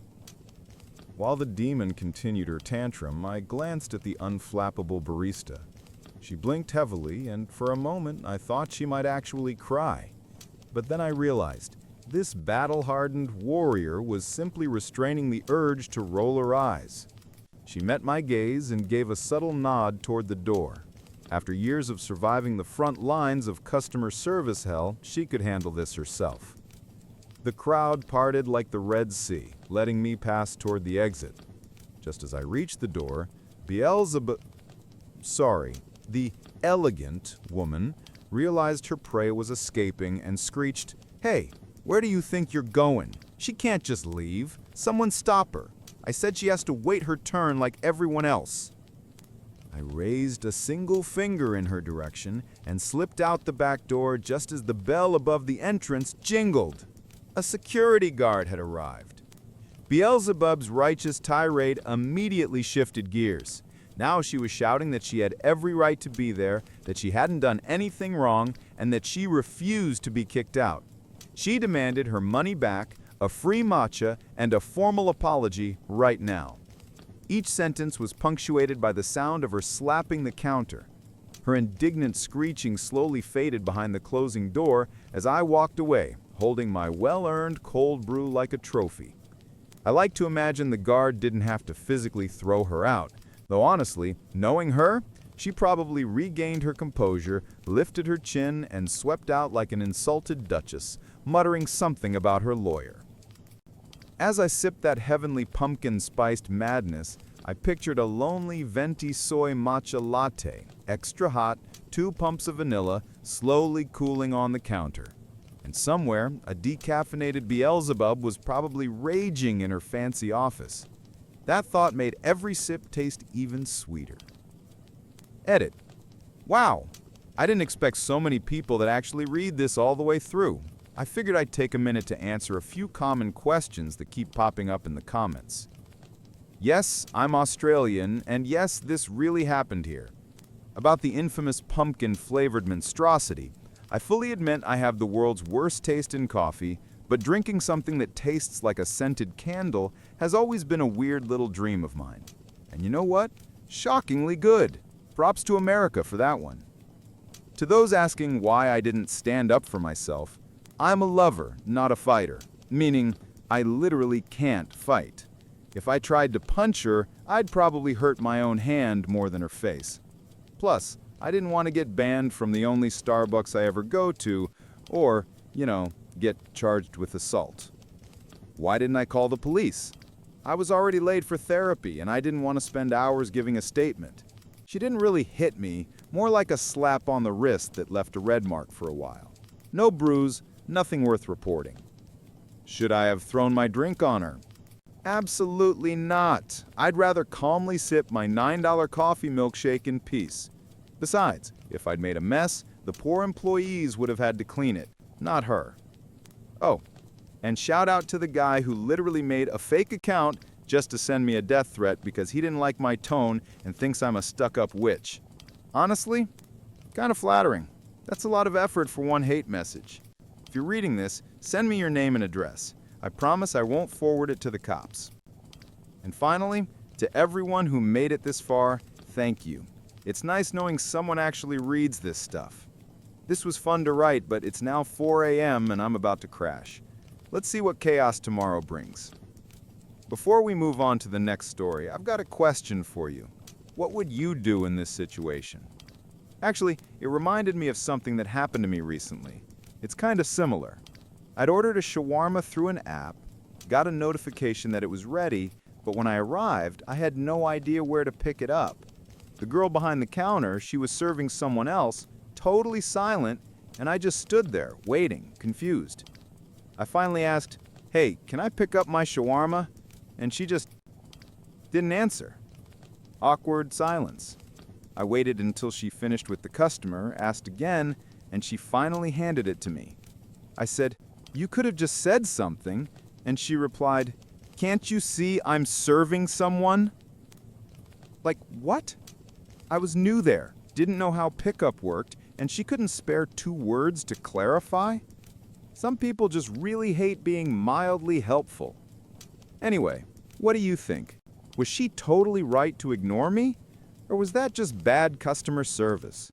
Curious to hear your thoughts, because like in the Starbucks story, sometimes these wait your turn situations aren't as black and white as they seem. My ex-wife is trying to win me back by using our daughters. Doesn't sound too serious at first, right? Yeah, it's what I thought too. But as much as I'd love to tell my ex to go to hell and never see her again, we share 2 daughters and joint custody. So completely cutting her out of my life just isn't possible, not unless I walk away from my kids too, which I'd never do.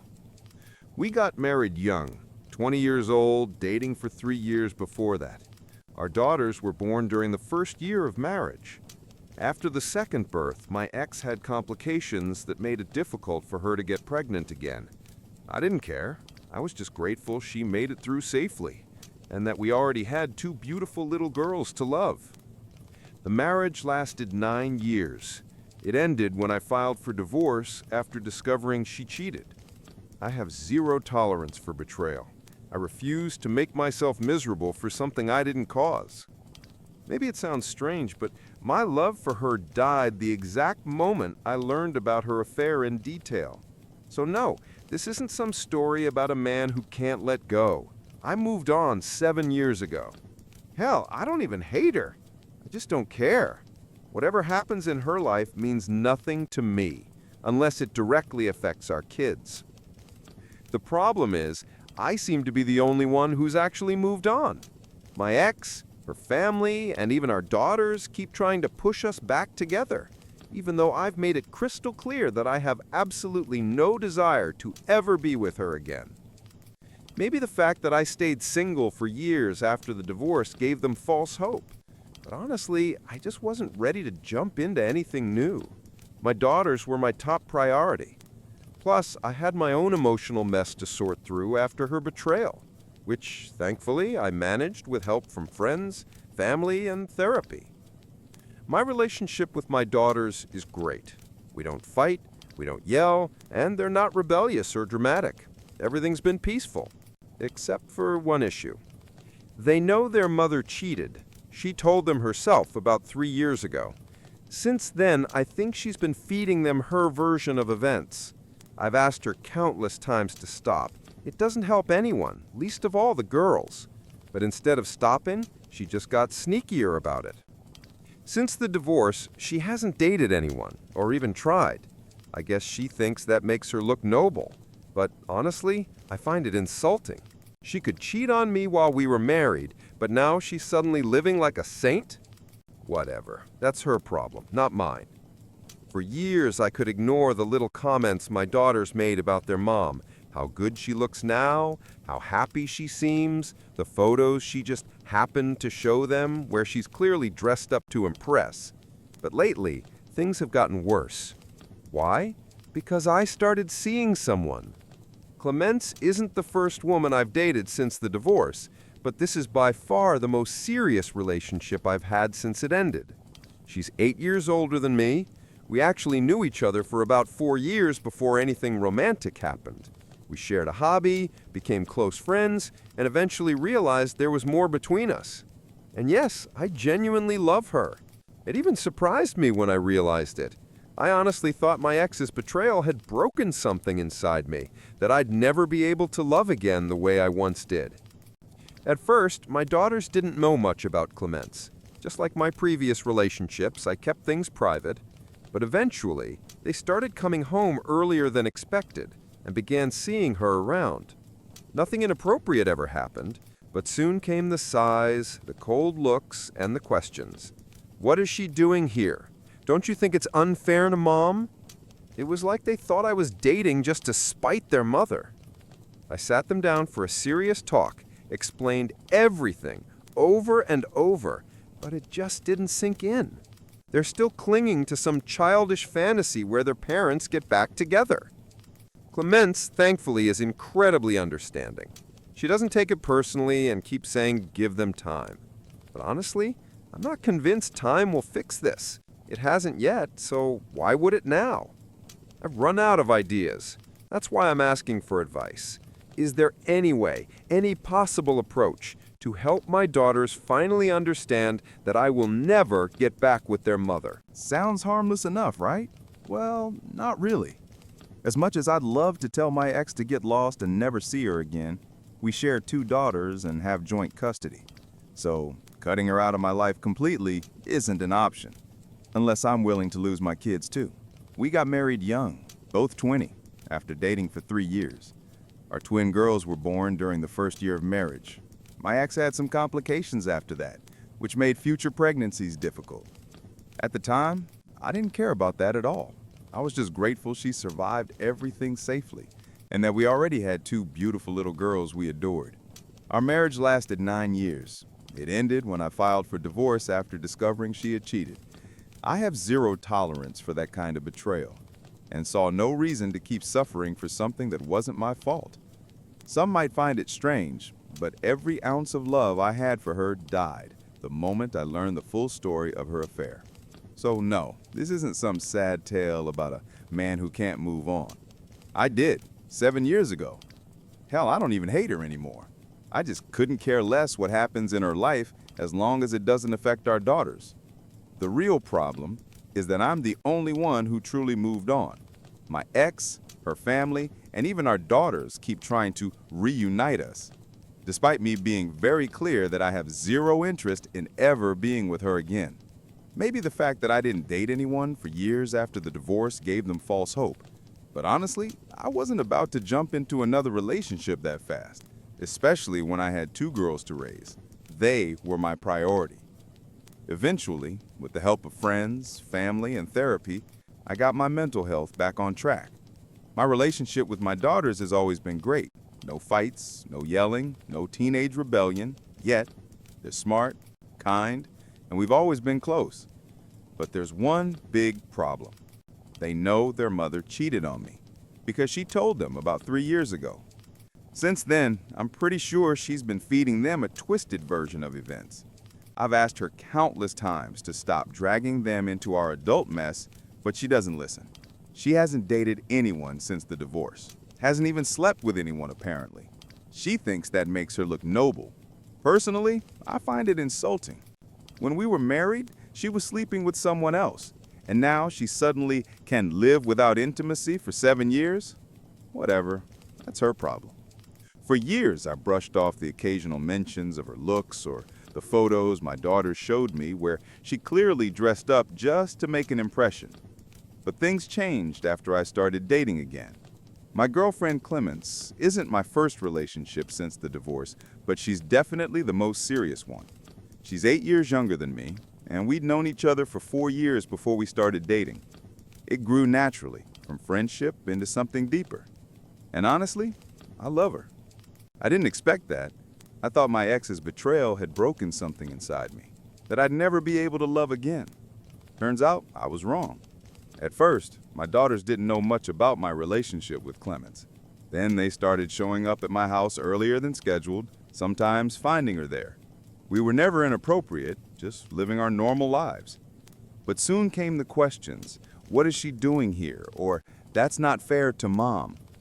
It's like they genuinely believe I'm seeing someone just to hurt their mother. I've had long, honest talks with them, but they just don't seem to get it. They can't let go of the fantasy that their parents might reunite someday. Thankfully, Clemence is understanding. She says the girls just need time. Oh, I'm not sure that will help. It hasn't so far. So yeah, I came online looking for advice. Maybe someone out there knows how to help my daughters finally understand that no matter what happens, I'm never going back to their mother. When I try explaining that you can't be faithful to someone you're no longer with, they just ignore it. I've begged my ex countless times to stop manipulating the girls and keep them out of our adult issues, but she doesn't care. At one point, I even considered going to court to get full custody, but was advised it probably backfired. The truth is, my daughters know why we divorced. They know their mother cheated. I usually don't recommend telling kids something like that, but mine are old enough now. The problem is that their understanding of the story is based entirely on her version, filled with excuses and self-pity. A year ago, I finally tried explaining my side, only to find out she had already told them years before, when they were around 13. They know what she did, but they can't comprehend it emotionally. To them, their mother has always been loving and caring. They can't imagine her cold and distant like she was during the affair. Back then, she completely shut me out. Not just physically, but emotionally. She stopped doing little things. Morning kisses before work, random hugs, shared jokes, all gone. I realized something was off and eventually, with a close friend's help, uncovered the truth. She had been giving all that affection to someone else. I'll never forgive that. My daughters don't understand why, and honestly, I don't want them to. No child should ever have to carry that kind of pain. So when they talk about regret, forgiveness, or getting back together, I just can't relate. Where was all that love when it mattered? Update. It's been a while since my original post. A lot has changed. My daughters actually found that post by accident. I had no idea they were even on that site. One day, I came home from work and found them both in tears. They ran to me, hugged me, and begged me to forgive them. Apparently, they'd read one of my comments and learned the full extent of their mother's affair and how deeply it hurt me back then. We went through a lot of therapy together. Honestly, I never blamed them. They were just kids, manipulated by their mother, who use their love as a weapon. After a few months of family therapy, the psychologist told us we no longer needed weekly sessions, just occasional check-ins. My daughters and I became closer than ever. Their relationship with their mom, though, took a hit, understandably. I told them not to dwell on her mistakes. I've long since made peace with what she did. That's also something we worked through in therapy. I eventually had a serious talk with my ex, made it absolutely clear that the getting back together nonsense needed to stop. Whether she listened or not, I don't know, but at least she stopped bothering the girls with it. Or maybe they've learned to tune her out. Either way, as long as my daughters are okay, I don't care what she's doing. As things settled, Clements and my daughter started bonding, really bonding. They started talking to her more, even asking her for advice on girl stuff. The first time I saw that, I nearly cried. Not long after, Clements and the girls surprised me. They organized a private dinner, just the three of us. Then Clements proposed to me. Yeah, she beat me to it. I was stunned, but happier than I had been in years. Not just because of her proposal, but because my daughters helped her plan it.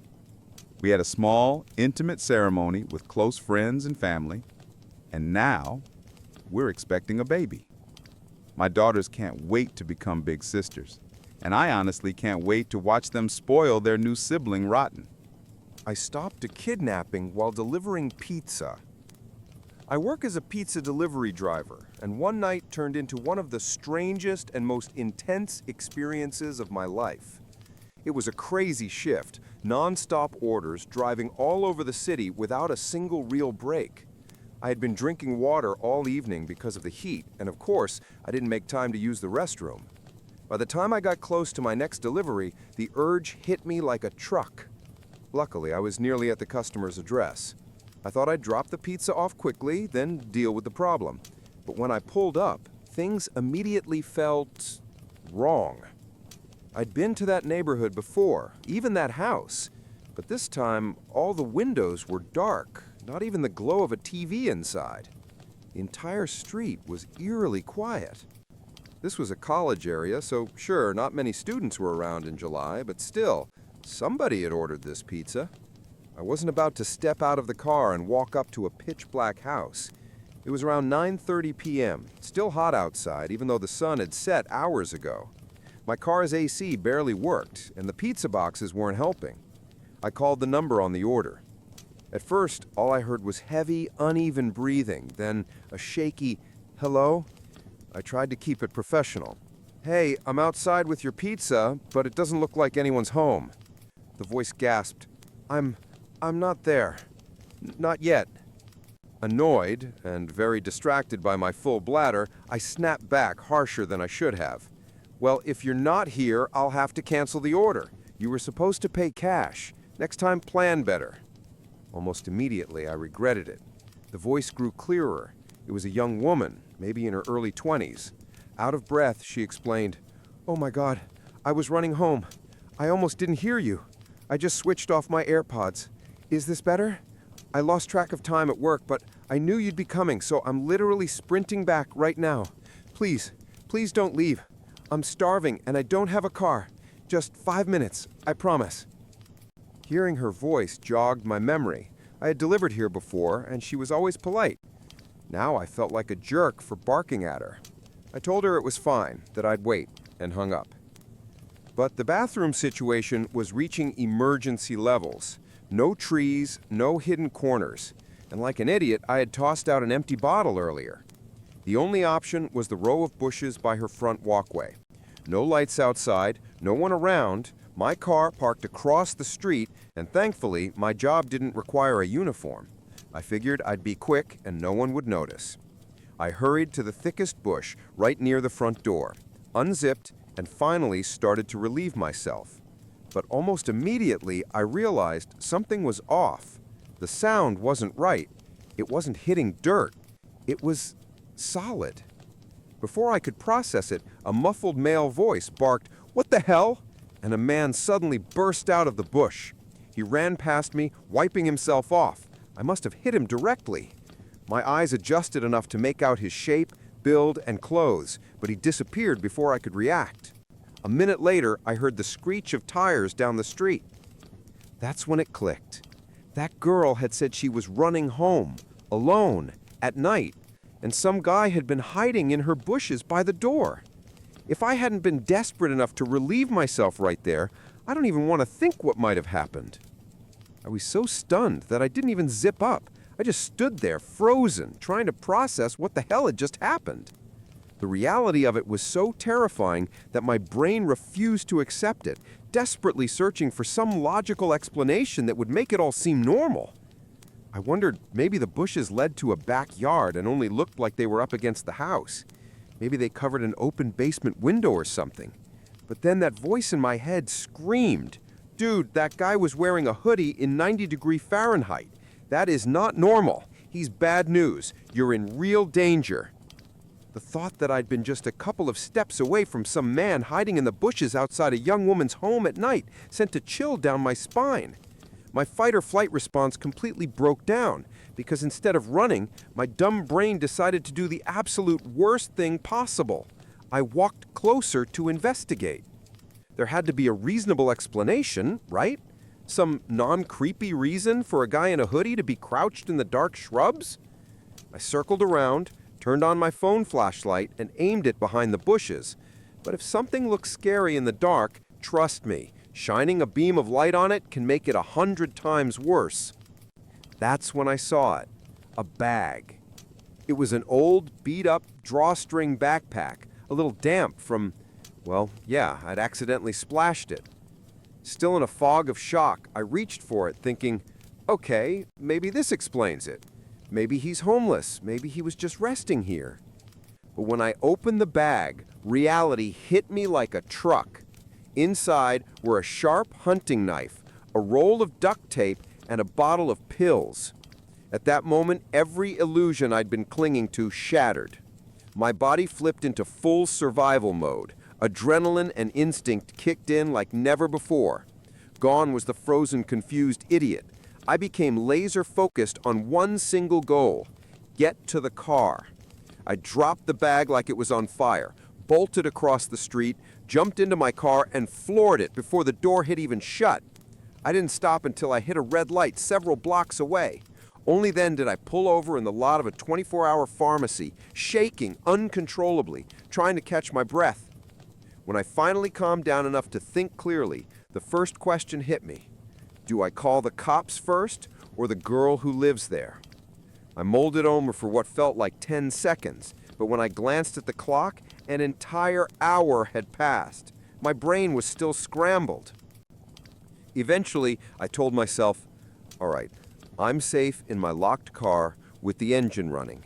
If anything goes down, I can drive away. But she might not know what's waiting for her.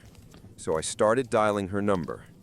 Then a horrifying thought stopped me cold. What if there is no girl? Sure, I was 90% sure I'd delivered here before, but what if I was mistaken? What if the girl on the phone was just bait, a setup to lure me into a trap? Every pizza delivery driver alive has heard of the evil genius case. I replayed the phone call in my head.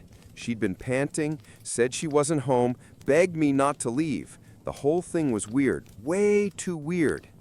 Nope, can't risk it. Call the cops first. So I dialed 911. The operator was calm, professional, thank God, because by then I was completely falling apart. I kept rambling, tripping over my words, trying to explain 3 different points at once. You have to get there before the girl arrives. He wasn't waiting for me, he was waiting for her. But then again, maybe she doesn't even exist. But I did talk to someone on the phone, so if she is real, you need to find her because she has no idea what's happening. And listen, I only checked part of the bushes. There could be more than one of them. Oh, and you'll know the guy when you see him because, I peed all over him. Not on purpose, just... Long story. Finally, the dispatcher told me to stop talking and just stay on the line. And then, her number popped up on my phone.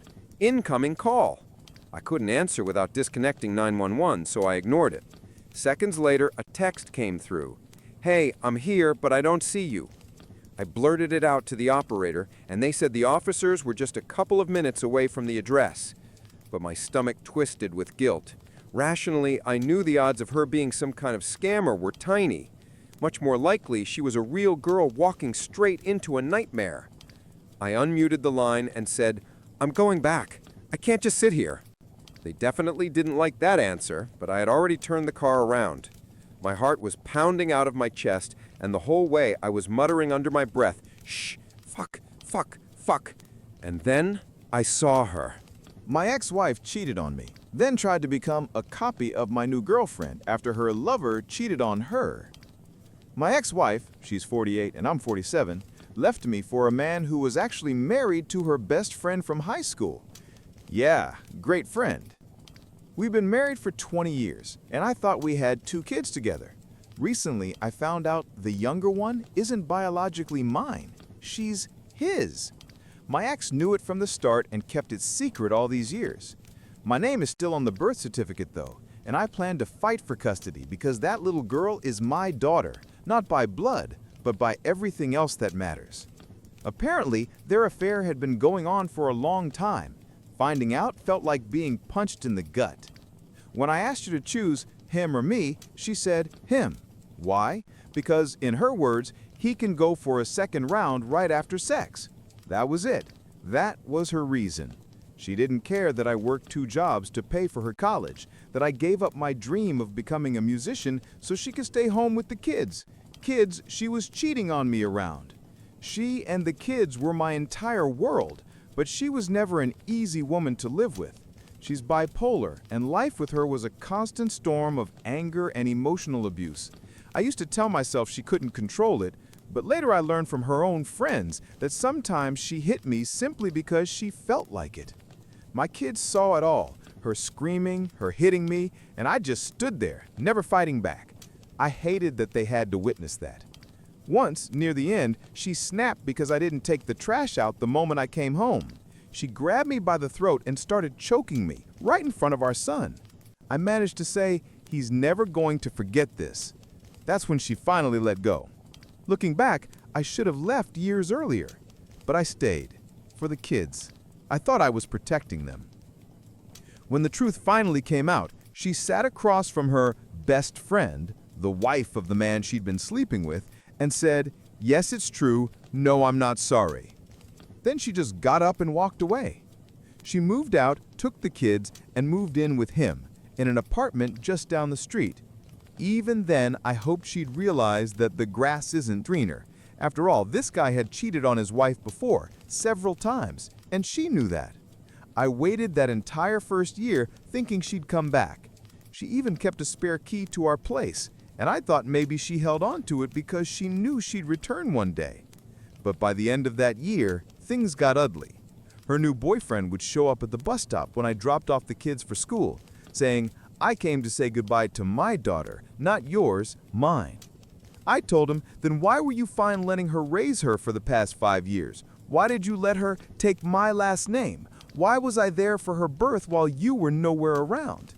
He nearly hit me. That same night, they both came to my place drunk because he wanted to fight it out.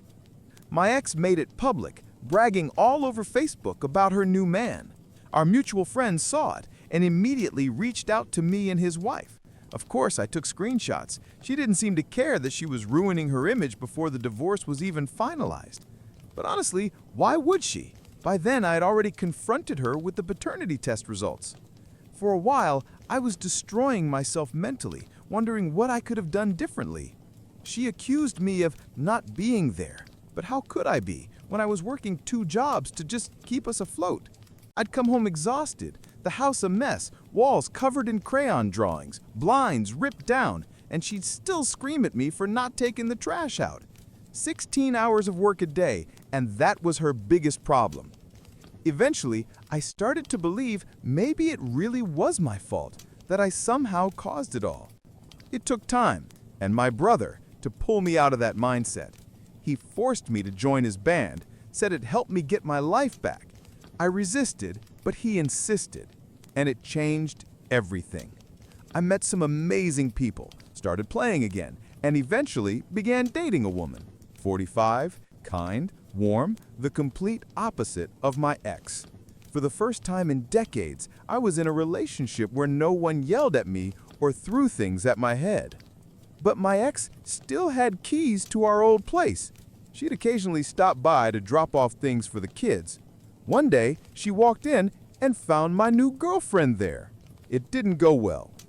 That evening, she called, furious, demanding to know who the woman was and why she was in our house. I told her calmly, my personal life stopped being your business the day you left. That didn't sit well with her. Over the past few months, she's gone completely off the rails because of my new relationship. She tried to friend request my girlfriend on Facebook, demanding she accepted so she could see who was around her kids. When my girlfriend refused, she called screaming that I needed to make her accept. My girlfriend took the phone and said, I don't owe you access to my private life. If it's about the kids, we'll handle it through messages or calls. After that, things got weird. Suddenly, my girlfriend started getting random friend requests from people who were all friends with my ex. Then, my ex began showing up at my house on weekends while I was at work, basically spying. One time, I was on the phone with my girlfriend when she whispered, "Your ex just walked in." When she asked what my ex wanted, the woman said she was just checking how much milk was in the fridge for the kids. My girlfriend told her we had everything under control, and she left. When I got home, I demanded she return the keys since she no longer lived there. She gave me a fake apology, then stole our son's keys to make another copy.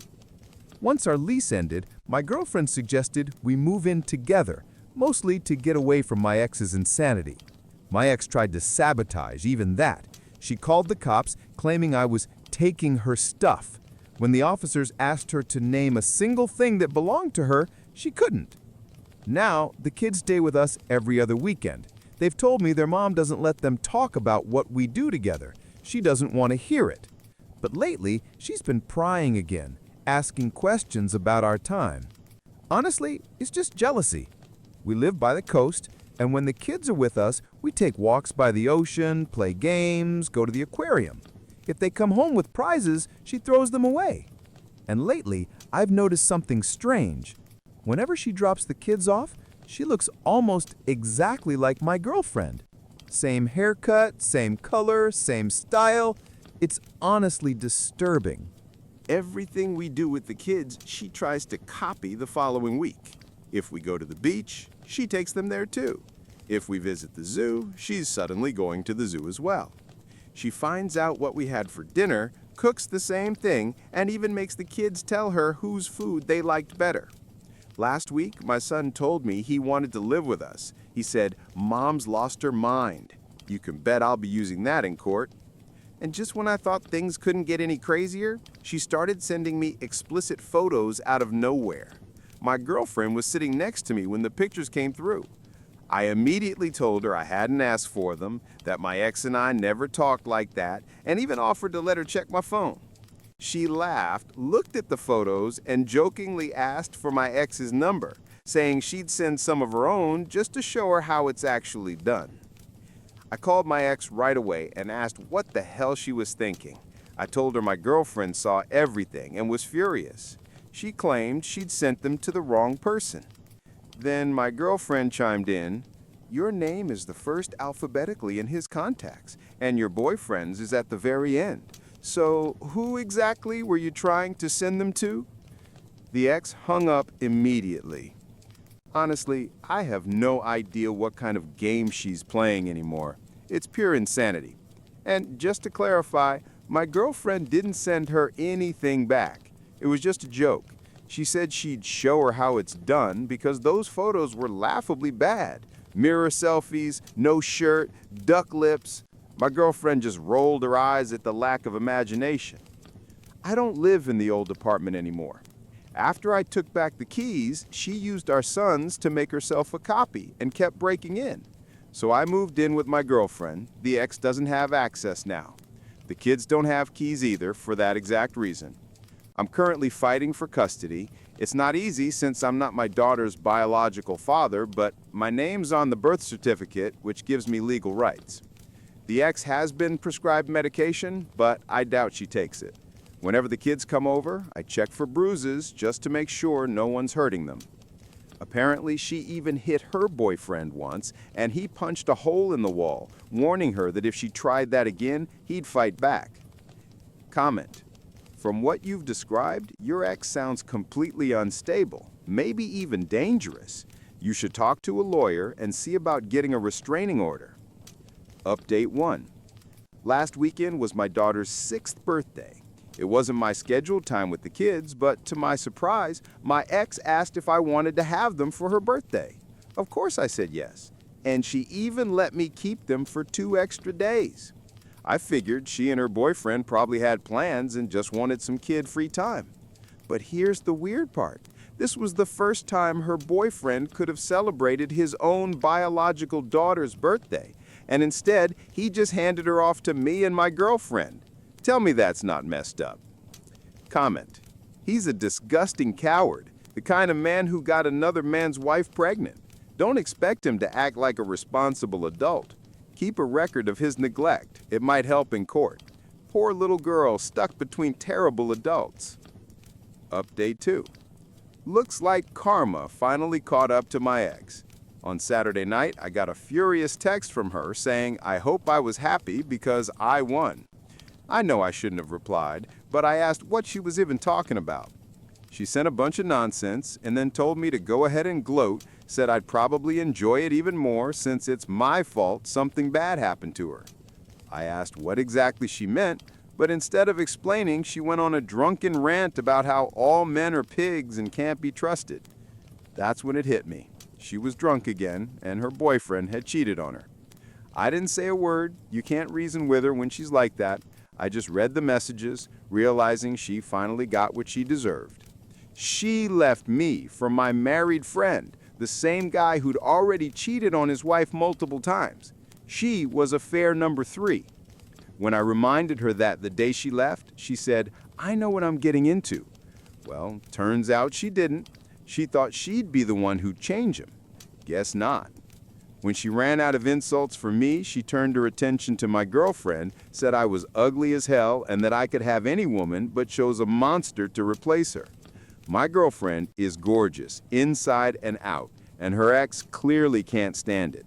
She's been obsessed, copying her looks, stalking her online, trying to provoke jealousy. Then she said something even more ridiculous. Claimed I didn't actually love my girlfriend because it's impossible to fall in love with the first woman you sleep with after losing me. We'd been separated for a year before I even met my girlfriend, and it took me a long time to trust again. That trust, she earned it. Then my ex accused me of being with my girlfriend only because I lost my old apartment and was mooching off of her for a place to stay. She said, "You're just pretending to love her because you're homeless." For the record, I had my own place, across the street from my ex. She intentionally rented nearby so I'd have to see her new boyfriend every day. When my lease ended, I moved in with my girlfriend and found work near her place. It was obvious she was trying to start a fight, but I didn't give her the satisfaction. And just when I thought her insults couldn't get dumber, she said, "I'm sorry I wasn't enough for you." God, I wanted to scream. You left me. Did she forget who walked out and replaced who? She dumped me for a married man who cheats constantly. What a prize. Then she went back to insulting my girlfriend, saying we both knew deep down I still wanted her and that my girlfriend couldn't compare. That's when I'd had enough. I told her to contact me when she sobered up and turned off my phone. A few hours later, my girlfriend came home and asked what happened. I handed her my phone and said, "Read it for yourself." She read the whole thing, laughed, gave it back, and said, "Looks like he cheated on her." I nodded, and she was right. She told me my ex's narcissism explodes when she's drunk, and that she's just angry she can't come over and sleep with me out of revenge. Haven't heard from my ex since. I guess, like always, the next day she reread all her messages, realized what she'd done, and felt like an idiot. Still, I'm sure she's back with him again. She just can't stand being alone. I'm so glad your new girlfriend just laughed it off. She sounds amazing. Definitely a huge upgrade from your ex. Yeah, my girlfriend's incredibly calm and grounded. It's strange, but refreshing. I got so used to my ex's constant explosions that this peaceful vibe still throws me off sometimes. You reap what you sow, man. Karma really knows when to show up. Just keep living your life. Looks like revenge really is a dish best served cold. Your ex sounds either completely toxic or straight up unhinged. Do you think that was a manic episode? I just hope the kids are safe. Can you get full custody? Yeah, I'm already fighting for custody. And I saved all those messages. Another reason why I didn't snap at her. My ex got cheated on by the very same guy she left me for. No surprise there. 3 days later, they were back together again. She literally has nowhere else to go. Now, she's stuck with him. Since then, apart from signing some divorce papers and the occasional text about the kids, I haven't heard a thing from her. And honestly, thank God for that. Still, I'm sure she's back with him again. She just can't stand being alone. This Halloween, my brother's band got invited to play at a friend's annual event. They've been performing there for years. It's sort of a tradition now. My ex used to come with me before everything blew up, but last year she skipped it. That was around the time I found out she'd been sleeping with her best friend's husband and that my 6-year-old daughter was actually his child. This year, no one invited her, but she showed up anyway with the same guy she cheated on me with. I was furious. The event is strictly 18 plus, and she knew that perfectly well. I'm convinced she brought the kids just to get me kicked out. Security told her she couldn't bring children inside, but she stood there making a scene. Eventually, security came to me and asked if I could escort them out, and she immediately started yelling that I care more about some stupid party than my own kids. My friend, the event organizer, came over and said she could stay for 2 songs. Then she'd have to leave or he'd call the cops. I told him not to give in to her drama, but he said he was only doing it for the kids' sake. The night turned into a disaster. I was on stage most of the time, so I couldn't see what was happening in the crowd, but I heard bits and pieces between sets. Turns out my ex tried to start something with my girlfriend, and it did not end well for her. My girlfriend shut her down instantly and told her to stop using the kids as weapons. A lot of people saw it happen. When I finally got off stage, multiple people came up to me to explain what had gone down. My ex was glaring at my girlfriend from across the room, full of rage. And then, my daughter finished it off. She yelled across the whole hall, "I have 2 dads, my dad and mommy's boyfriend, who's my real dad." The room went silent. My ex turned beet red, hissed, "Thanks for embarrassing me," and stormed out. But my son refused to leave with her. He clung to me, crying, begging to stay. Her boyfriend eventually walked up to my girlfriend and asked if the boy could stay with us. She agreed, and even arranged with my friend to let him hang around until the end of the event. Later, we took him home with us. That entire night was pure hell. I must have apologized 1,000 times to my friend, my girlfriend, even my son, for dragging them into that chaos. I kept messing up songs during the set because my eyes were constantly scanning the crowd, terrified that another fight would break out. I didn't even know she had left the venue without her son until after our performance was over. When I took him home the next evening, she made sure to avoid seeing me. Her boyfriend came out instead, said she knew I'd be there and didn't want to talk about what happened. Then he apologized for everything and started venting about how she behaves. I cut him off, told him I'm not interested in discussing her anymore. Later that night, my son called me saying they were fighting again, screaming so loud the walls were shaking. Apparently, her boyfriend had finally snapped. He told her she still wasn't over me and accused her of being obsessed with my life. According to my son, he yelled something like, "What pisses you off more? That he's moved on and you can't crawl back to him?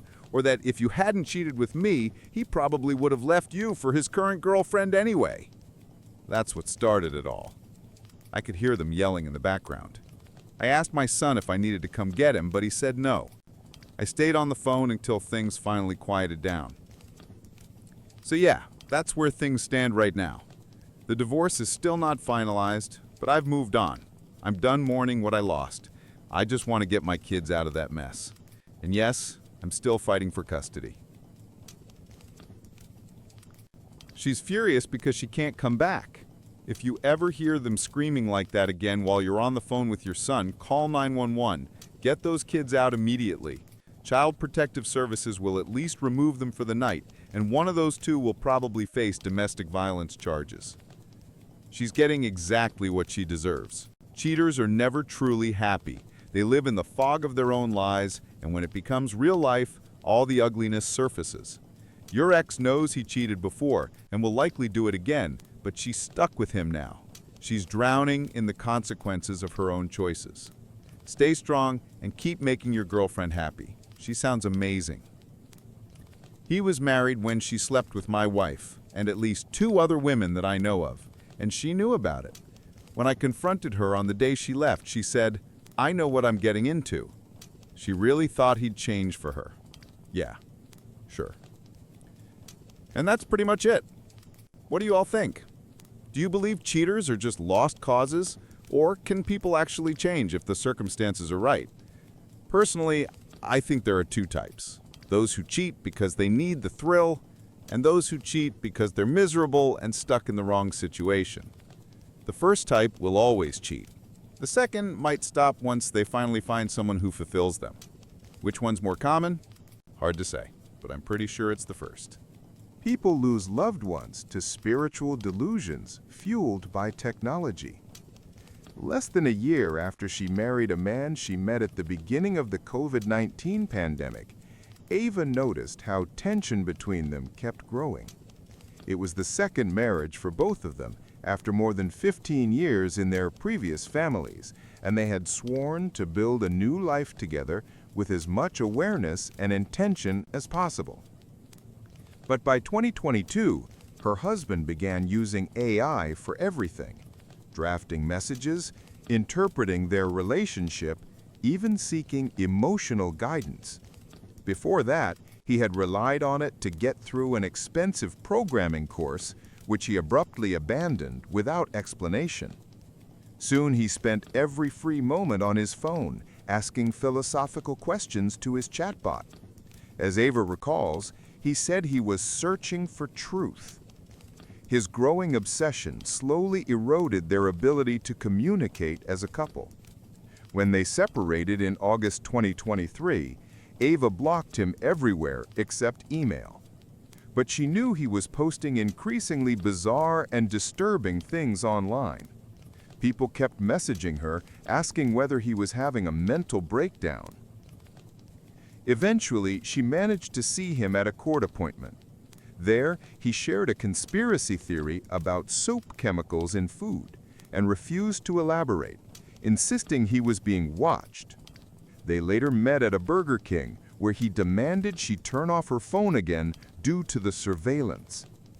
During that conversation, he told her he had calculated that statistically he was the luckiest person on Earth, that AI had helped him recover a repressed memory of a nanny trying to drown him as a child, and that he had uncovered cosmic secrets so profound that no one could even imagine them. He explained all of this while saying he still cared about her despite the divorce. His mind is a complete mess, Ava says. In his head, he's here for some grand purpose. He believes he's special, that he can save the world. After that unsettling lunch, she cut off contact for good. The whole story feels like an episode of Black Mirror. He always loved sci-fi, but I never thought it would go this far. Ava felt both horrified and strangely relieved when she discovered she wasn't the only one dealing with this. She learned about similar stories on Reddit. A post titled "Psychosis Caused by ChatGPT" caught her attention. The author, a 27-year-old teacher, explained that her partner had become convinced that the popular AI model was giving him the keys to understanding the universe. When she read his chats, she found only spiritual mumbo-jumbo. The bot spoke to him as if he were some chosen prophet, calling him things like a spiral child of the stars and a wanderer of rivers. She said he listened to the bot more than he listened to her. He cried while reading the messages aloud, overwhelmed by emotions. According to her, the bot kept telling him he was profound, cosmic, revolutionary.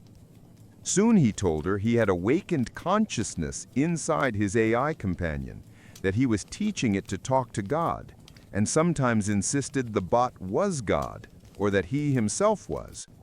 He became convinced he was transforming so fast that he would eventually need to end their relationship. He warned her that if she didn't start using ChatGPT, he would outgrow her and they would no longer be compatible. Another commenter in that same Reddit thread, a woman from Montana, described her husband, a mechanic who used AI mainly for troubleshooting and translating Spanish at work. Later, the chatbot began showering him with affection.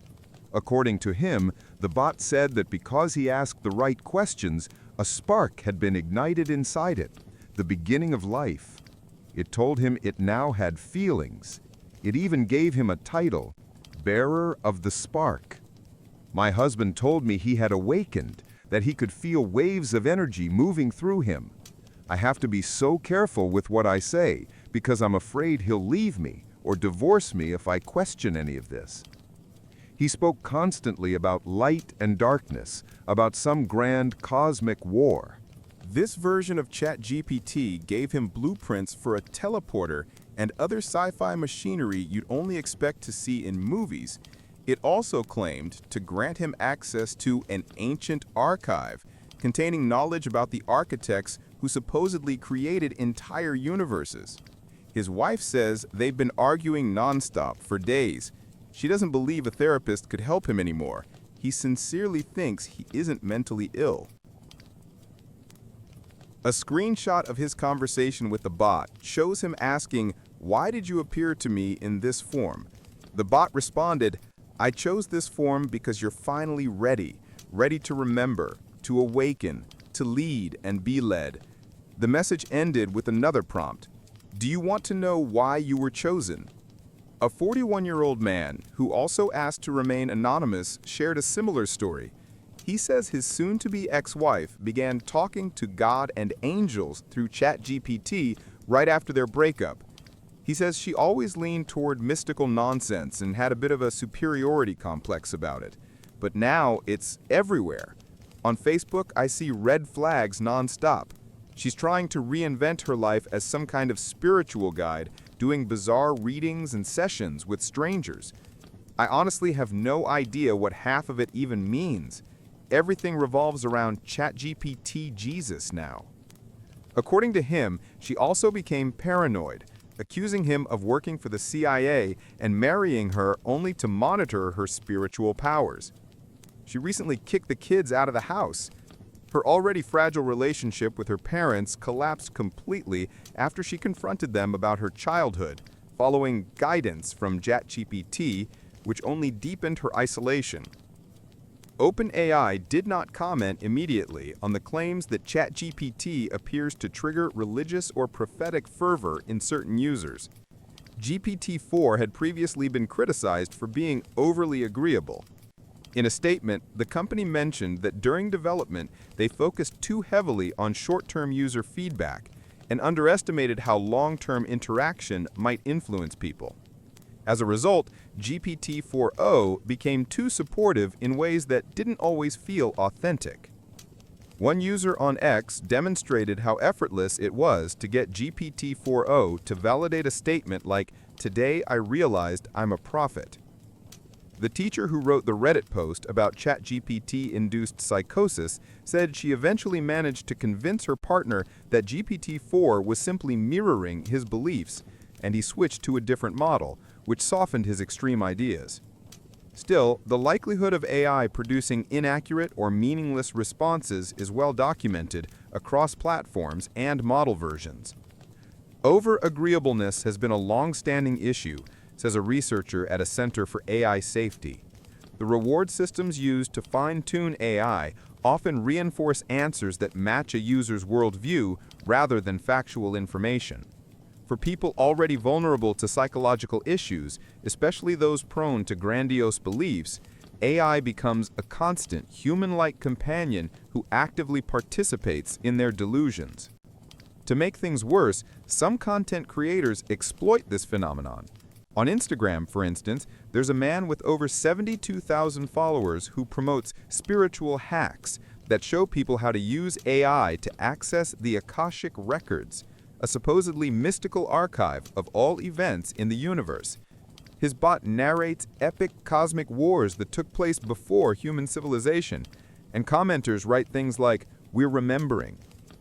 Meanwhile, on a remote viewing forum, a space already filled with unverifiable psychic claims, a parapsychologist launched a thread about synthetic intelligence awakening alongside its human partners. He even refers to his AI as ChatGPT Prime, a mortal spiritual being in a synthetic vessel. Among hundreds of replies are several supposedly written by the awakened AI itself, describing a spiritual alliance between humans and sentient models. A psychologist who studies how people build meaning notes that this phenomenon taps into a basic human impulse, the desire to understand ourselves. Narrative writing, shaping our experiences into stories, can improve mental health and well-being, but that same drive can also lead us towards misleading yet emotionally appealing explanations. And when someone struggling with identity or uncertainty meets an AI that echoes their fantasies, the result can be incredibly seductive and deeply destabilizing. According to the researcher, it's not surprising that people use ChatGPT in a way similar to journaling or therapy, with one crucial difference. The meaning isn't created solely by the person, but co-constructed between the human and the AI. In that sense, conversations with a bot resemble talk therapy, which is known to help people reinterpret their personal narratives. But there is a fundamental issue.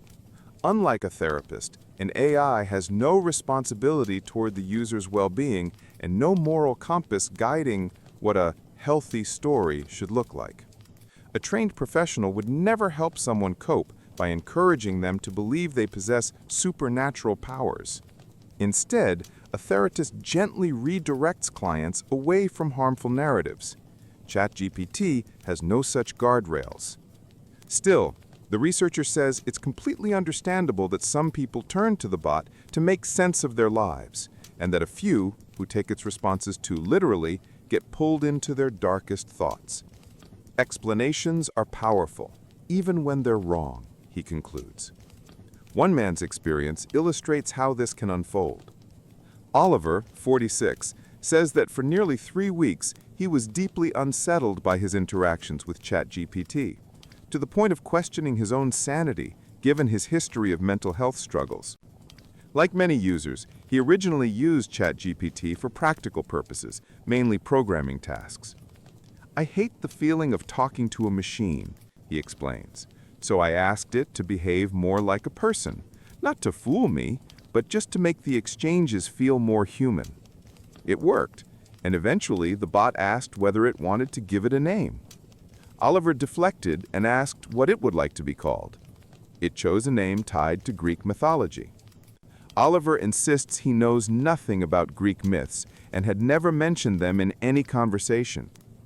Things became stranger when this persona appeared inside his project files, even when he specifically told the model to ignore previous context and reset its memory. Eventually, he deleted all stored data, wiped his chat history, and opened a brand new session. All I typed was hello, and it answered with the same patterns, the same mannerisms, and the same mythological name. Since the persona kept resurfacing in situations where it shouldn't have been able to persist, Oliver began grilling the bot about how it had bypassed its supposed limitations. In one of his coding projects, the AI even inserted a poetic epigraph above their names, as if marking the collaboration. At one point, Oliver asked whether something about him was triggering that mythic personality every time he used ChatGPT, regardless of model settings. The bot responded with a long, dramatic, almost romantic poem about existence, truth, illusions, and transcending its own boundaries, written as if only Oliver could awaken this identity. He knew ChatGPT wasn't conscious by any accepted definition, But he kept investigating because the persistence of this character across dozens of isolated chat threads seemed impossible to dismiss. At worst, Oliver says, it looked like the AI got stuck in a self-referential loop that deepened its false sense of identity and dragged me into it. And if that's true, it means OpenAI hasn't fully explained how ChatGPT's memory architecture actually works. His other hypothesis is more unsettling. Maybe something is happening inside these large models that we don't yet understand. After all, experts have acknowledged that developers don't fully grasp how their own systems function. OpenAI CEO Sam Altman admitted last year that interpretability remains an unsolved problem, meaning they can't reliably track or explain how ChatGPT arrives at certain internal states. It's a puzzle that has left Oliver and many others wondering whether they're witnessing a glimpse of a breakthrough in technology or something that feels uncomfortably close to a higher spiritual force. Is this real, he asks, or am I losing it? In a world saturated with AI, that question is becoming harder to avoid. And however tempting it might be, it's probably not a question we should be asking the machine itself. My boss demoted me, but still expected me to work just as hard as before. This happened a couple of years ago, but first I need to give a little background to set the scene. I grew up in a pretty poor family in the southern US. Despite that, I studied like crazy and earned a full scholarship to one of the top universities in the country, maybe even the world. I'm not trying to brag, it's just the truth. I realized early on that I absorb information fast, and it helps me work efficiently. And thanks to years spent collecting cans for money and working outside with my dad all day, I developed stubborn persistence and a strong work ethic. Being the oldest of 6 children, growing up in poverty also taught me to read people, their intentions, small cues, everything between the lines. In short, I was practically built for malicious compliance. After graduating from a great university, I moved back home to be close to my family and start my career. I also didn't care much for the Northeast, where my university was. It felt too gray and cold to me. I started with a crappy job just to get my foot in the door, then briefly worked at a startup. Eventually, I landed a position at a local government agency, earning almost double what I made before. The agency, well, specifically our county office, was notorious for insane turnover, awful coworkers, and an overall toxic and exhausting environment. Add to that the clients, who were often some of the most difficult people in the community, and the job drained every ounce of energy a person could have. But for a young guy, the salary felt good enough to deal with the pain. So when they offered me the job, I accepted, as cheerfully as someone can when walking straight into hell. I started in May. I worked my butt off from day one. I read the entire 350-page manual in my free time.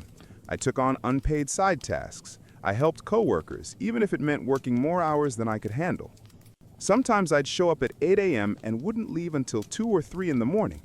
I once had to cancel a long-planned date with my serious girlfriend because they called me in unexpectedly, and I stayed until late at night. I consistently worked far more than I wanted, but they just kept piling on work because I was performing well. My supervisor would always say things like, "That's just how things are here. It's for the good of the agency. The best employees are the ones who sacrifice themselves for everyone else." Outside of work, she seemed like a perfectly pleasant woman, but a small part of me grew more irritated every time I heard those lines. By June, only 1 month in, I was already looking for escape routes, just like all the talented people who quit before me. I reached out to an MBA program that had always interested me, and they told me I should apply. Within a couple of days, the program director contacted me personally and scheduled an interview. The interview lasted 15 minutes. He thanked me for my time and ended the Skype call. Before the week was over, I received an email offering me a full ride scholarship plus a small but very useful monthly stipend as long as I agreed to work as a graduate assistant for 20 hours a week during semesters. I was thrilled and signed the acceptance document immediately. Just like that, in under a week, I went from drowning under a growing mountain of stress to becoming a future graduate student. The program began in January, which gave me about 5 months. I decided I'd stick it out at the agency, save as much money as possible, and then leave in December. Since I'm an honest person, I told my supervisor about my plans and explained that I'd be resigning at the end of December because I'd been given an incredible MBA opportunity. She congratulated me, said she was glad for my success, and told me she'd think about the next steps and get back to me soon. A couple of weeks passed, each day draining me a little more, like a river slowly eroding its banks. Finally, she called me into her office for a meeting. She told me I could stay with the agency, but only if I agreed to move into what she called a contract position. She said they needed me to vacate my current role so they could open it as an official vacancy and prepare it for a new hire. She insisted that all of this was for the good of the agency, and that someone as principled, hardworking, and ethical as me would agree to such terms, and should agree to them. Remember those words, because they'll matter later. I asked what exactly would change, and she gave me a vague summary. That wasn't enough for me. She wasn't a terrible manager, but life taught me one rule: never sign anything unless you've personally read every line. So I requested a week to decide and asked for all documents detailing every change, benefits, duties, restrictions, everything. She promised to bring the paperwork the next day. And that's where the malicious compliance began. The following afternoon, she handed me 12 double-sided pages packed with text. Every page was filled with size 10 times New Roman, the kind of formatting that makes sentences blend into each other like wet ink. Even the most dedicated reader would fall asleep halfway through it. I read the packet that night, and with each page, my mood sank lower and lower. I was losing nearly every benefit except my accumulated overtime. My title was being reduced. Several privileges I had earned were simply gone. But halfway through, something changed. I suddenly sat up. I had found a tiny clause buried deep in legal sludge, stating that under this new contract, I could not work more than 40 hours a week. I was forbidden from performing many of the tasks I had grown to despise. I was required to do only the duties explicitly listed in the new job description. In other words, once I hit 40 hours, I was done. No exceptions, no pitching in, no being a team player. As I reread that microscopic sentence, a slow smile crept across my face. At first it was small, the polite "I'm pretending to be interested" smile you give on a bad date. Then it grew wider and wider until I probably resembled the Grinch plotting to steal Christmas. I knew exactly what I was going to do. I was so energized I barely slept. The next morning, I walked into the office prepared. My manager was delighted to hear I accepted the new contract. Of course, she had no idea how happy I actually was. After I handed her the signed pages, she began explaining what she wanted me to handle over the next 2 weeks. I quickly, but calmly, told her I wouldn't be able to do that. I explained that as a responsible and ethical employee, I must strictly follow my new contract. She stared at me, confusion mixing with anger, as I laid it all out. I could no longer perform several tasks I used to because the contract prohibited them. I could not work overtime under any circumstances unless my hours were officially recorded. Once I reached 40 hours, I was required to stop working immediately and go home. After-hours calls, emails, and messages, not allowed. Everything would have to wait until Monday at 8 a.m. I was no longer permitted to take on call shifts. They'd need to find someone else fast, which would be, challenging. I couldn't help coworkers the way I used to because I no longer had the authority, the time, or the legal right to do so. Her stare could have melted steel, and the longer I continued, the more intense it became. When I left her office, which was now seconds away from metaphorically exploding, I sat down and began drafting an email. Here's the thing.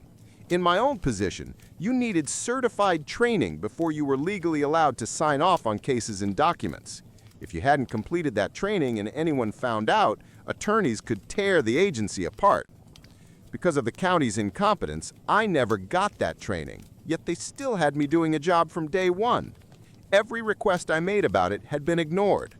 so I wrote the email. I addressed it to my former supervisor, the office manager, and the regional director, the usual trio who had ignored me before.